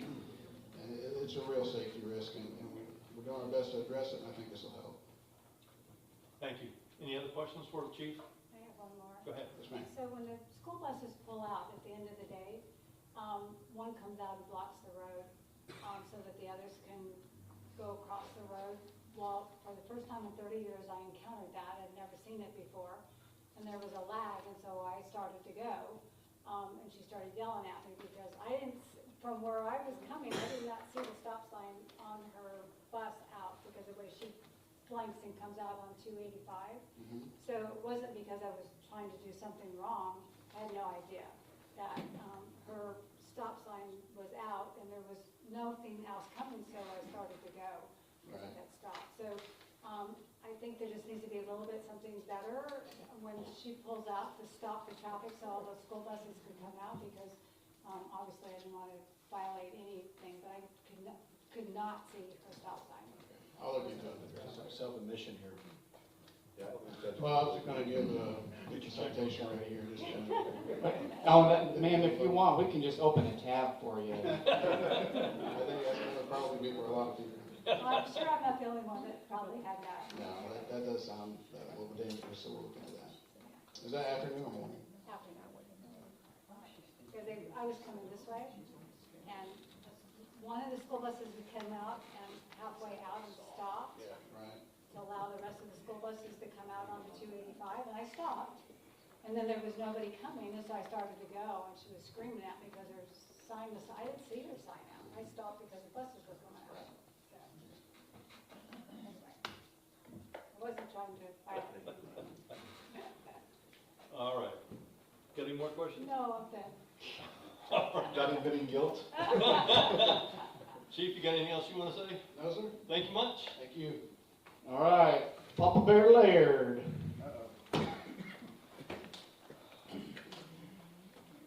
Good evening, council, mayor, Mr. Dyson, thank you for calling Chief Hayes up after all that. I couldn't follow that up. We have a public works, we'd like to welcome Councilman Talbot, Councilman Rominger. And, congratulations, Miss Sheila, Tommy, Eddie, have a public works, thank you. And I'd like to welcome Jessica, look forward to working with you in the future. All right, generator lift station number 30 is complete, we're just waiting on the startup date. The upgrade of lift station 20 on College Boulevard that was funded by the developer of the new college apartments is online and pumping. We're still currently working with engineers. We have a little washing around the wet well, looking at putting a 16-foot driveway in and a retaining wall around the lift station to keep from the washing. We're still in the process of installing a generator at lift station number 55. Gator Bourne is on 293 Bourne. They're going to be pulling back the second bore this week. So that'll leave them one bore, which is at 285 and 293 coming across 285. Then hopefully we'll get with the county and they can execute and come in and start laying the pipeline. Reuse pond is up and running, so you should all have reuse now. Really encourage the residents, please flush your own line if possible. It really helped. Our new meter system, had a conversation with Badger yesterday, Thursday at 2 o'clock. They're going to be meeting with IT and utility billing, trying to figure out the billing and everything we need to do software-wise when we start this process. Hopefully after that meeting we can get kicked off. Hopefully by the end of the month everything's here. So once they can get all that collaborated and figured out, hopefully by the end of this month we can start our new meter system and save the city money and a lot of hard work that my guys are having to do to 848 rereads this month. Well, number 2 at the yard has been pulled. They're repairing the shaft and bringing the new 100 horsepower motor. Waiting on a final price on that so we can get them going on that. And we'll get the well put back in service. Ernie and his crew, myself, we're working with Poly Engineering on a sewer upgrade from College Boulevard to Sherrywood Court. His crew did an amazing job cammering 2,200 foot of that sewer line this week to get that done. So we're working with Poly Engineering on a sewer upgrade. Looks like we're going to go from an 8-inch to 10 or 12-inch line for more flow. We're also working on the design of a 1 million gallon potable water tank in Deer Moss Creek on our 2 acres that we own out there, that city-owned property. And both of them 2 projects I just mentioned are in the capital improvement plan. The water taps are complete on Seville Circle. Next week, Colton and his team will be installing 7 force main taps so we can get that road paved, cleaned up, fix the drainage issue that they currently have. It is in the city limits. There are 39 water calls, 21 sewer calls, 13 water taps, 7 sewer taps, 622 line spots, changed out 21 meters and completed 388 service orders. Have a stormwater issue on the intersection of Cave Lane and Everglade. We have about 260 foot of pipe to relay. We're going to do some thinking on that. The pipe is totally clogged by cypress roots, but we did get the 3 boxes installed this week, so we'll be addressing that issue. We've received all the quotes. We're working with procurement on the relining of the pipes on Ronnie Drive, Pontevedra Lane, and Pine Court, hoping to start by the end of the month lining that. Biotech from South Florida was in town doing a quarterly spraying, the invasive species at Kiwanis Park and all the outfalls on Bayshore Drive. So we have a contract with them to come every quarter. Basically like Kiwanis, they spray the reeds and all that stuff, keep it all knocked down. Since we had that Headwaters project, July was very good for July 4th. You still see the fireworks. And it keeps it cleaned up. We don't have to send prison labor ourselves in there to cut all this stuff down. So we have a quarterly contract with Biotech to keep it all sprayed and clean. We completed the relocation of 300 foot of drainage pipe on Palm Boulevard for the multi-use trail. And next we'll be moving to 27th and Palm to relocate a curb inlet. Remodify a curve inlet where the path will stop for this year. You know, Mr. Dice was talking about the grants. Thanks to Ms. Shell, she got us a $1.5 million grant to go hopefully next year from 27th Street to College to tie into the county's new MUP they're putting in from College to Forest and Forest to Rocky. So that's moving along good. We're still working on the relocation of utilities on Bailey Drive with FPL, of course, to start the sidewalk. From Highway 20 to 27th Street to get our youngsters to the Blue Elementary a lot safer. Hill Lane Road Extension had a meeting today with procurement. We're going to be getting that out for bid. I sent the plans over to FPL yesterday to start the relocation of their 3 poles they're going to have to move for that narrow roadway extension. So Hill Lane, if you're not familiar with it, it's off of Government Avenue and you can't get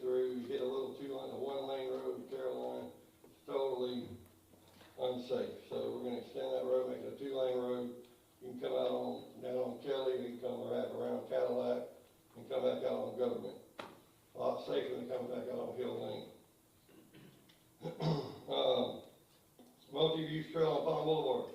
So we got from Bayshore Drive to Valpy Boulevard is paved, and driveways are done, so that whole section's done except for sod. Subgrade's been cut all the way to Beverly, so looking really good. Might wanna check it out, they're moving along pretty quick. It's a good project. Also working with our paving contractor, met him last week, on paving Cedar Avenue from Highway 20 to Highway 285, little stretch in front of the high school, and covering up the gravel parking areas for the students and striping. So fix that up, clean that up.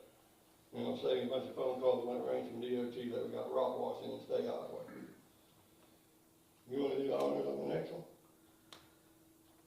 So, at the last council meeting,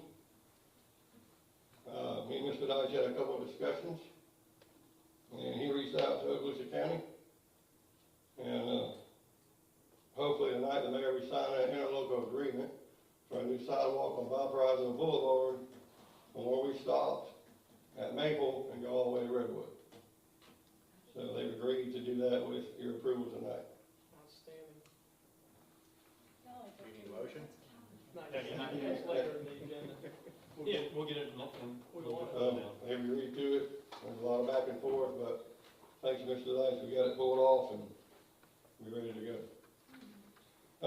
We're also working with DOT on a resurfacing project coming from Government Avenue, down Highway 20, down Highway 20 to Edge Avenue, stopping where they started 2 years ago when they did the repaving project on Highway 20. There's agreement. Sometime I'll be bringing to you for utility highway contractor raising and lowering water valves. It's like 14 manholes and 2 valves, but I'll get Mr. Dyson, try to get that on the agenda, but we are looking at that. Working good, we're 100% complete, been working with Michelle on the Miracle League baseball field at Makes Park. We'll be doing the paving, curbing, sidewalks, and talked to Mr. Dykes and Michelle after I talked to our contractor last week. We're gonna luminize the walk trail with the bluestone. So it's gonna look really nice. If you haven't seen it at nighttime, go to Okaloosa Island. They have it there. We're gonna do the same thing there. So it's gonna be a nice park. Talked to Crystal Lejeune this morning. She is head of the Surtax Committee for Okaloosa County. They're in the bid phase of their multi-use trail that goes from Collins Boulevard down to Forest and Forest to Rocky. So hopefully May they'll award a bid and hopefully get the process started on that. The new mini storages are complete at the skate park. The doors have been installed. We moved all our Christmas items out of the Oaks mini storages. So there's 3 units we're saving money on. So we no longer have those storage units.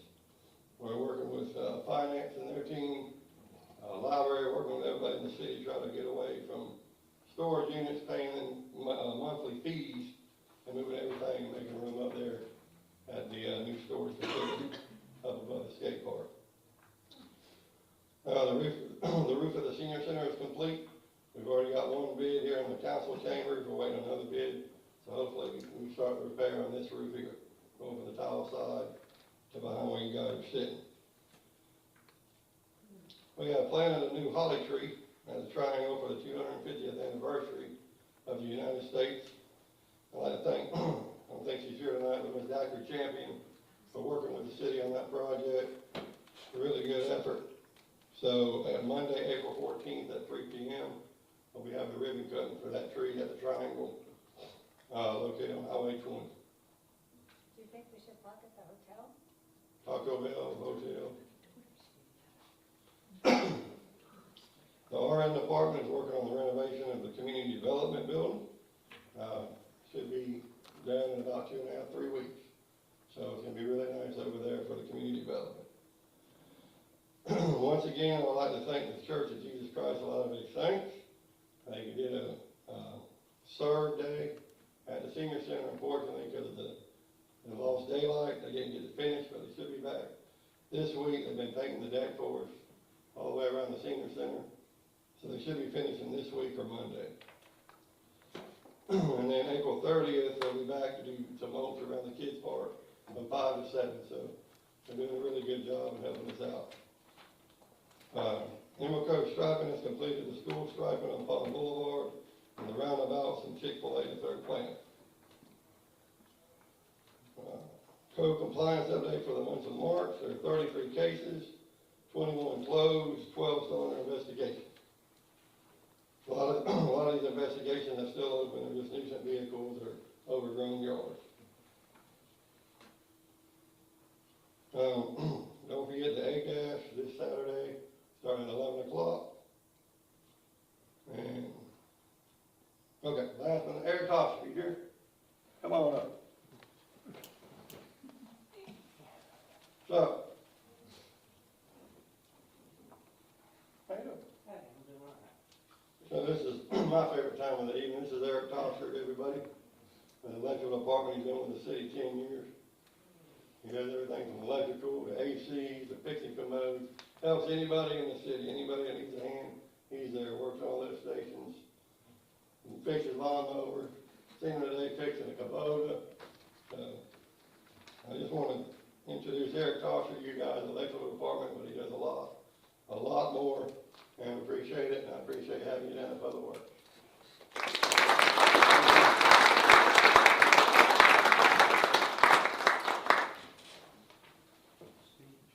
All right. Questions by the council? I have a comment. Go ahead, make your comment. So we knew the reclaimed water was on Swift Creek because we had multiple breaks in the lines from AT&T when they were through their lane there. So AT&T was in there doing repairs today, weren't they? Yes, we did. Yeah, there's a bunch of them. Okay. Any other comments? And I do want to talk about Valparaiso Boulevard, long time project, getting that sidewalk started. I appreciate you and Mr. Deitch. You know, I kept asking him, do I need to go to the, commission? He just said, I'll handle it, and you guys did. So kudos. I think that we are very fortunate. There hadn't been a major problem there. I mean, it was the county's problem, but, Right. you guys held them to that agreement from years ago, so thank you so much. Before you walk away, I just need to make a comment and ask about 3 questions. First of all, Mr. Deitch has done a tremendous job of building a team here in the city. And the Public Works team, the fire department, the police department, and all the other organizations are really doing wonderful things. But I got to tell you, Jonathan, I've been very impressed with your leadership of the Public Works Department and the things that you've gotten done over there and how you continue to motivate and get good things happen from your people, just as you indicated with Eric and what he does. Those are comments that I say, but those are echoed from other people that I talk to. They are very much impressed, and so thank you for that. Now, here's my questions. So, the egg dash, that's this Saturday, right? What time did you say and where? 11 o'clock. What time? 11 o'clock at the complex. 11 o'clock in the complex. You also mentioned on Monday the 14th, tree dedication at 3 o'clock at the triangle down there by the pond. Yes, sir. I just want to make sure I had that correct as well. And then the last question is one that's generated by people who live nearby me. You guys did a great job of coming out and fixing a problem with leaks. Matter of fact, you replaced a goodly section of piping, if I remember correctly. The question they now ask is, when they kind of come back and pave the road again? I'll get on that, sir. I'm just asking. We've All I been- need is an answer. So they've been on Palm Boulevard, getting that 5 lane for that multi-use trail. Yep. But hopefully we can get that done next week or so. I'll let them know. No problems. It's coming. Yes, sir. And I appreciate it. Thank you very much. Any other questions? All right, thanks. Thank you. I think we're down to new business. Is that correct? Yes, sir, it is. All right. Or did I skip one? Did I skip anything? Do No, we have sir. a building New report? business. No building report? No, sir. Okay, good. All right. So, who's taking the lead here? H2, Meg's Miracle League Park Development Order. This is a request to develop a Meg's League style baseball, a Miracle League style baseball field, accessible playground, bathroom facilities, and pavilion with associated trails and parking. The parcel is located southwest Park Avenue East, west of Deer Street, and is identified as parcel ID numbers 06-1S-22-1590-0000-Park. The proposed development site is 3.73 plus or minus acres in size. Move to approve. Do I have a second? Second. And second by Mr. Stopper. Do we have anybody that wants to talk to this? I think it's been discussed many times, but if there's somebody out there, not? All right, do we have any questions or discussion by the council? I'd like to make a comment. Go ahead. I'd like to thank Kristen personally because she's been due diligent on trying to get this thing through and in budget so that we can actually start this project. And I'm so excited after all the years that we put into this that it's going to be happening.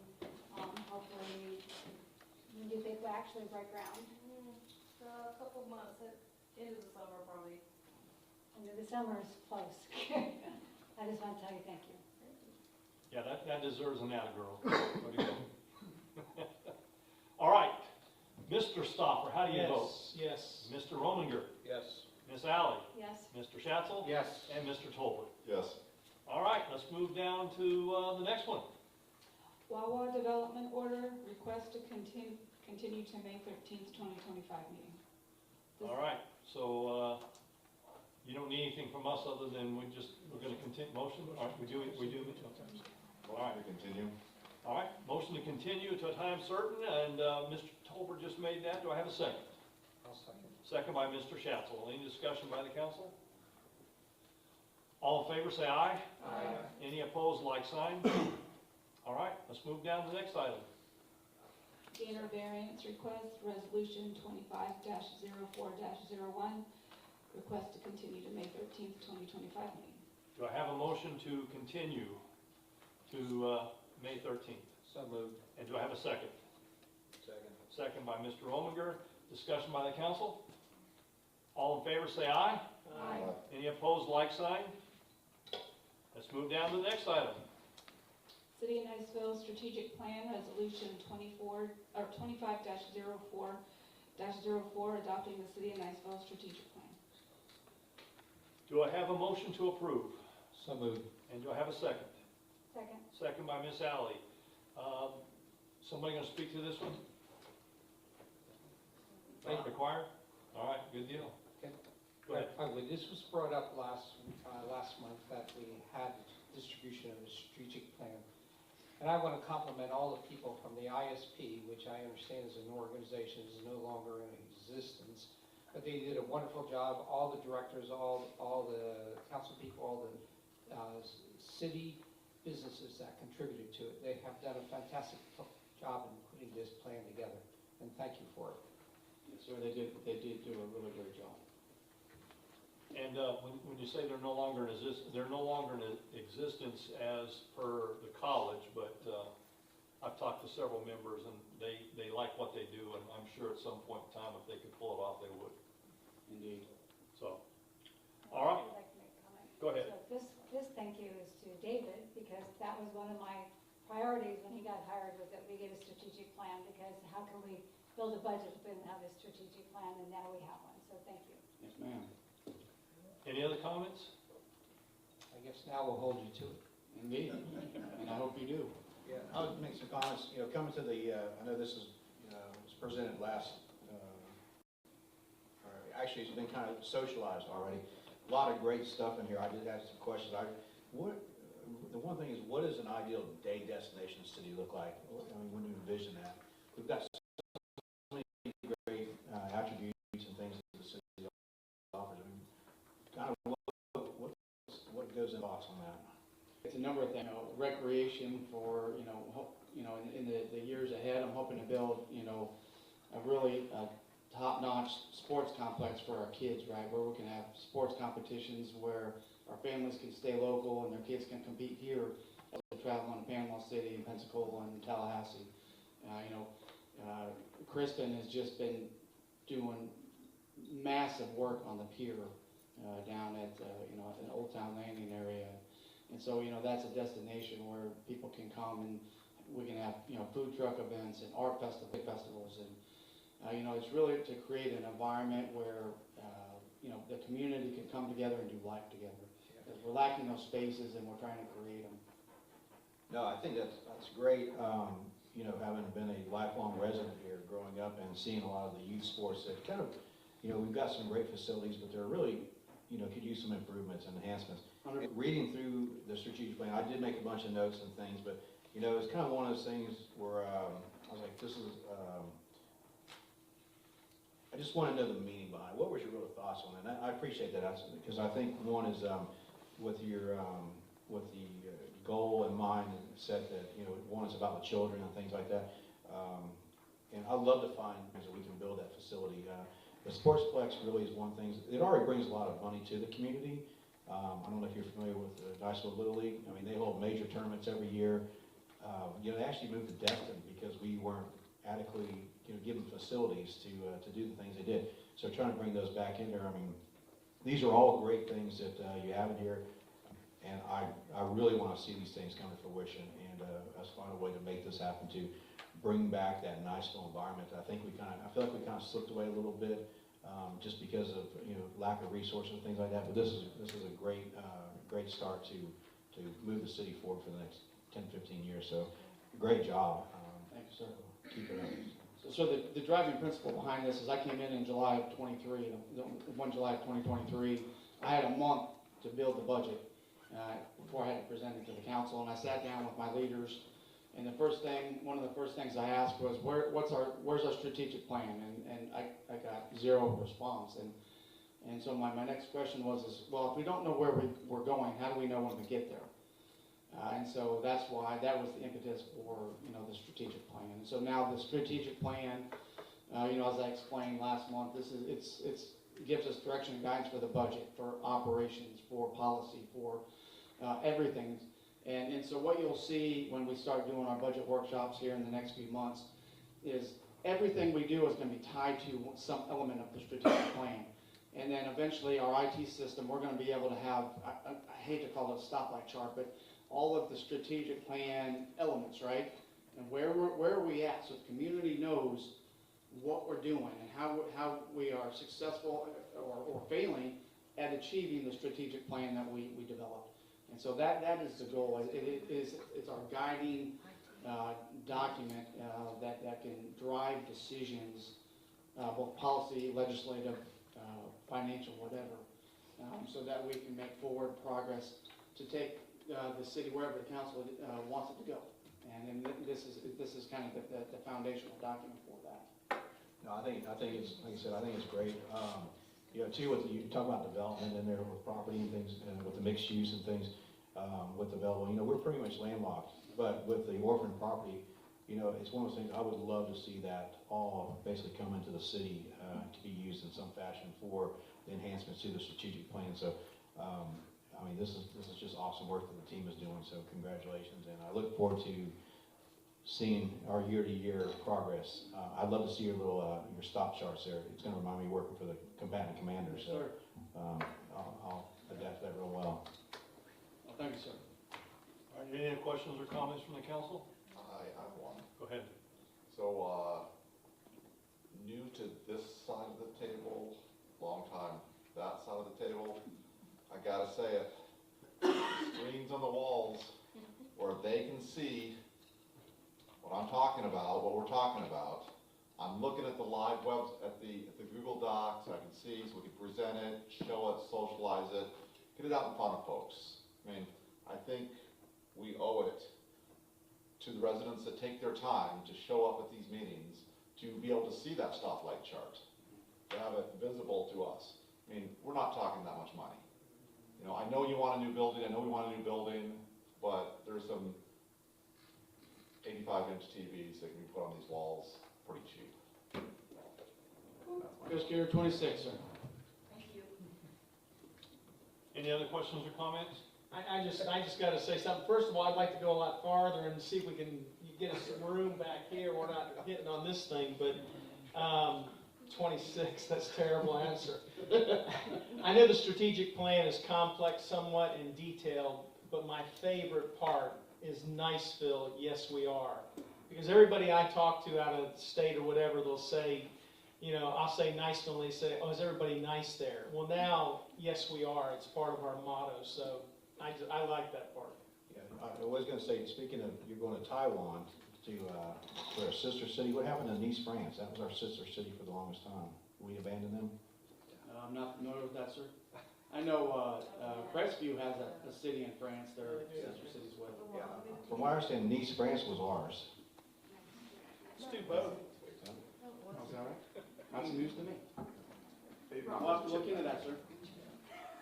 All right, enough said. We got a vote here. So, Mr. Tolbert, on resolution 25-04-04, the Niceville strategic plan, how do you vote? Yes. And Mr. Schatzel? Yes. Ms. Alley? Yes. Mr. Rominger? Yes. And Mr. Stopper? Yes. All right, next item. Interlocal agreement with Okaloosa County for Valparaiso Boulevard sidewalk construction. Request authorization for the mayor to sign. You want to make a motion there, Mr. Stopper? I'd sure like to make that motion that we go ahead and ask you to sign the interlocal agreement for the Valparaiso sidewalks. All right, do I have a second? And second, Mr. Rominger. Do we need any other discussion? Can I have a friendly amendment to that? Should be Valparaiso Boulevard, not Valparaiso sidewalks. Valparaiso Boulevard. I may have said it wrong. It says Valparaiso. Maddie's on me ever since I voted against her last month. Or is it Freedom Highway? Because that's the other name for that section. All right. Valparaiso stops and becomes Freedom Highway. Cool. With that said, One real quick question, go ahead. just price. I mean, Am I paying for it? We're done, sir. I got it. I mean, price marking on that was, Sir, the cost of that sidewalk isn't really the cost of the sidewalk, it's all the stormwater improvements that have to be made in order to put the sidewalk in, that's why it's so expensive. And let me just say, not that I've been driving down there looking at it and analyzing it outside of this meeting, but yeah, it's terrible. They got no room to put a sidewalk, they have to rebuild all that or something, I don't know, but look, the engineering was done by us. Not our problem, no. All right. Mr. Stopper, how do you vote? Yes. Mr. Rominger? Yes. Ms. Alley? Yes. Mr. Schatzel? Yes. And Mr. Tolbert? yes. Okay, do we have that document for me to sign? And so I'll sign it later this evening here. I'll tell you right. I'll have to see if It's got a it's folder. available. I've got one in the book, sir, we'll make sure it gets done. All right, we have one more, resolution 25-04-03. Resolution of the city of Niceville, Florida declaring support of the preservation of the federal tax exemption of municipal bonds. Do I have a motion to approve? So moved. Do I have a second? Second. Second by Mr. Rominger. Discussion by the council. I take it that everybody's planned up, so there's no discussion, so we'll just go right to, I guess, first of all, ask if anybody in the audience wants to come before the council on this issue. Seeing none. Mr. Tolbert, how do you vote? Yes. Mr. Schatzel? Yes. Ms. Alley? Yes. And Mr. Rominger? Yes. And Mr. Stopper? Yes. All right, we finally got to that point in the evening here that we're going to open it up to the citizens. Let me give you just a few instructions. You are welcome to come before the council to share with us something that's on your mind. We are in a receive mode only. You'll be given 3 minutes. I strongly suggest that you make your point quickly, and because I will cut you off at 3 minutes. With that said, anybody have anything they want to talk to the council about? Go ahead. Please come forward, state your name and address for the record. Christopher Saul, 1405 Clary, City Lane. Just see these two TVs up here. I've been here for 3-4 years, coming to every meeting, and I've never seen those on. If we could just move those right there, that'd be really cool. Thanks. Thank you. Not those ones. I'll take whatever I can get.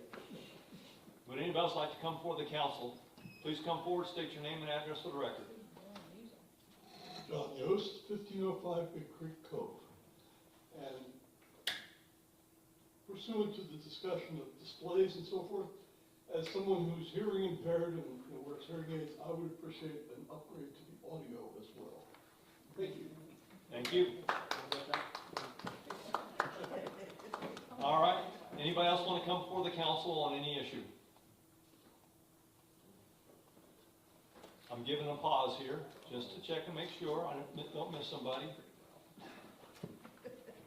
I don't see anybody moving, so with that said, do I have a motion to adjourn? So moved. All right, and a second, then we got it.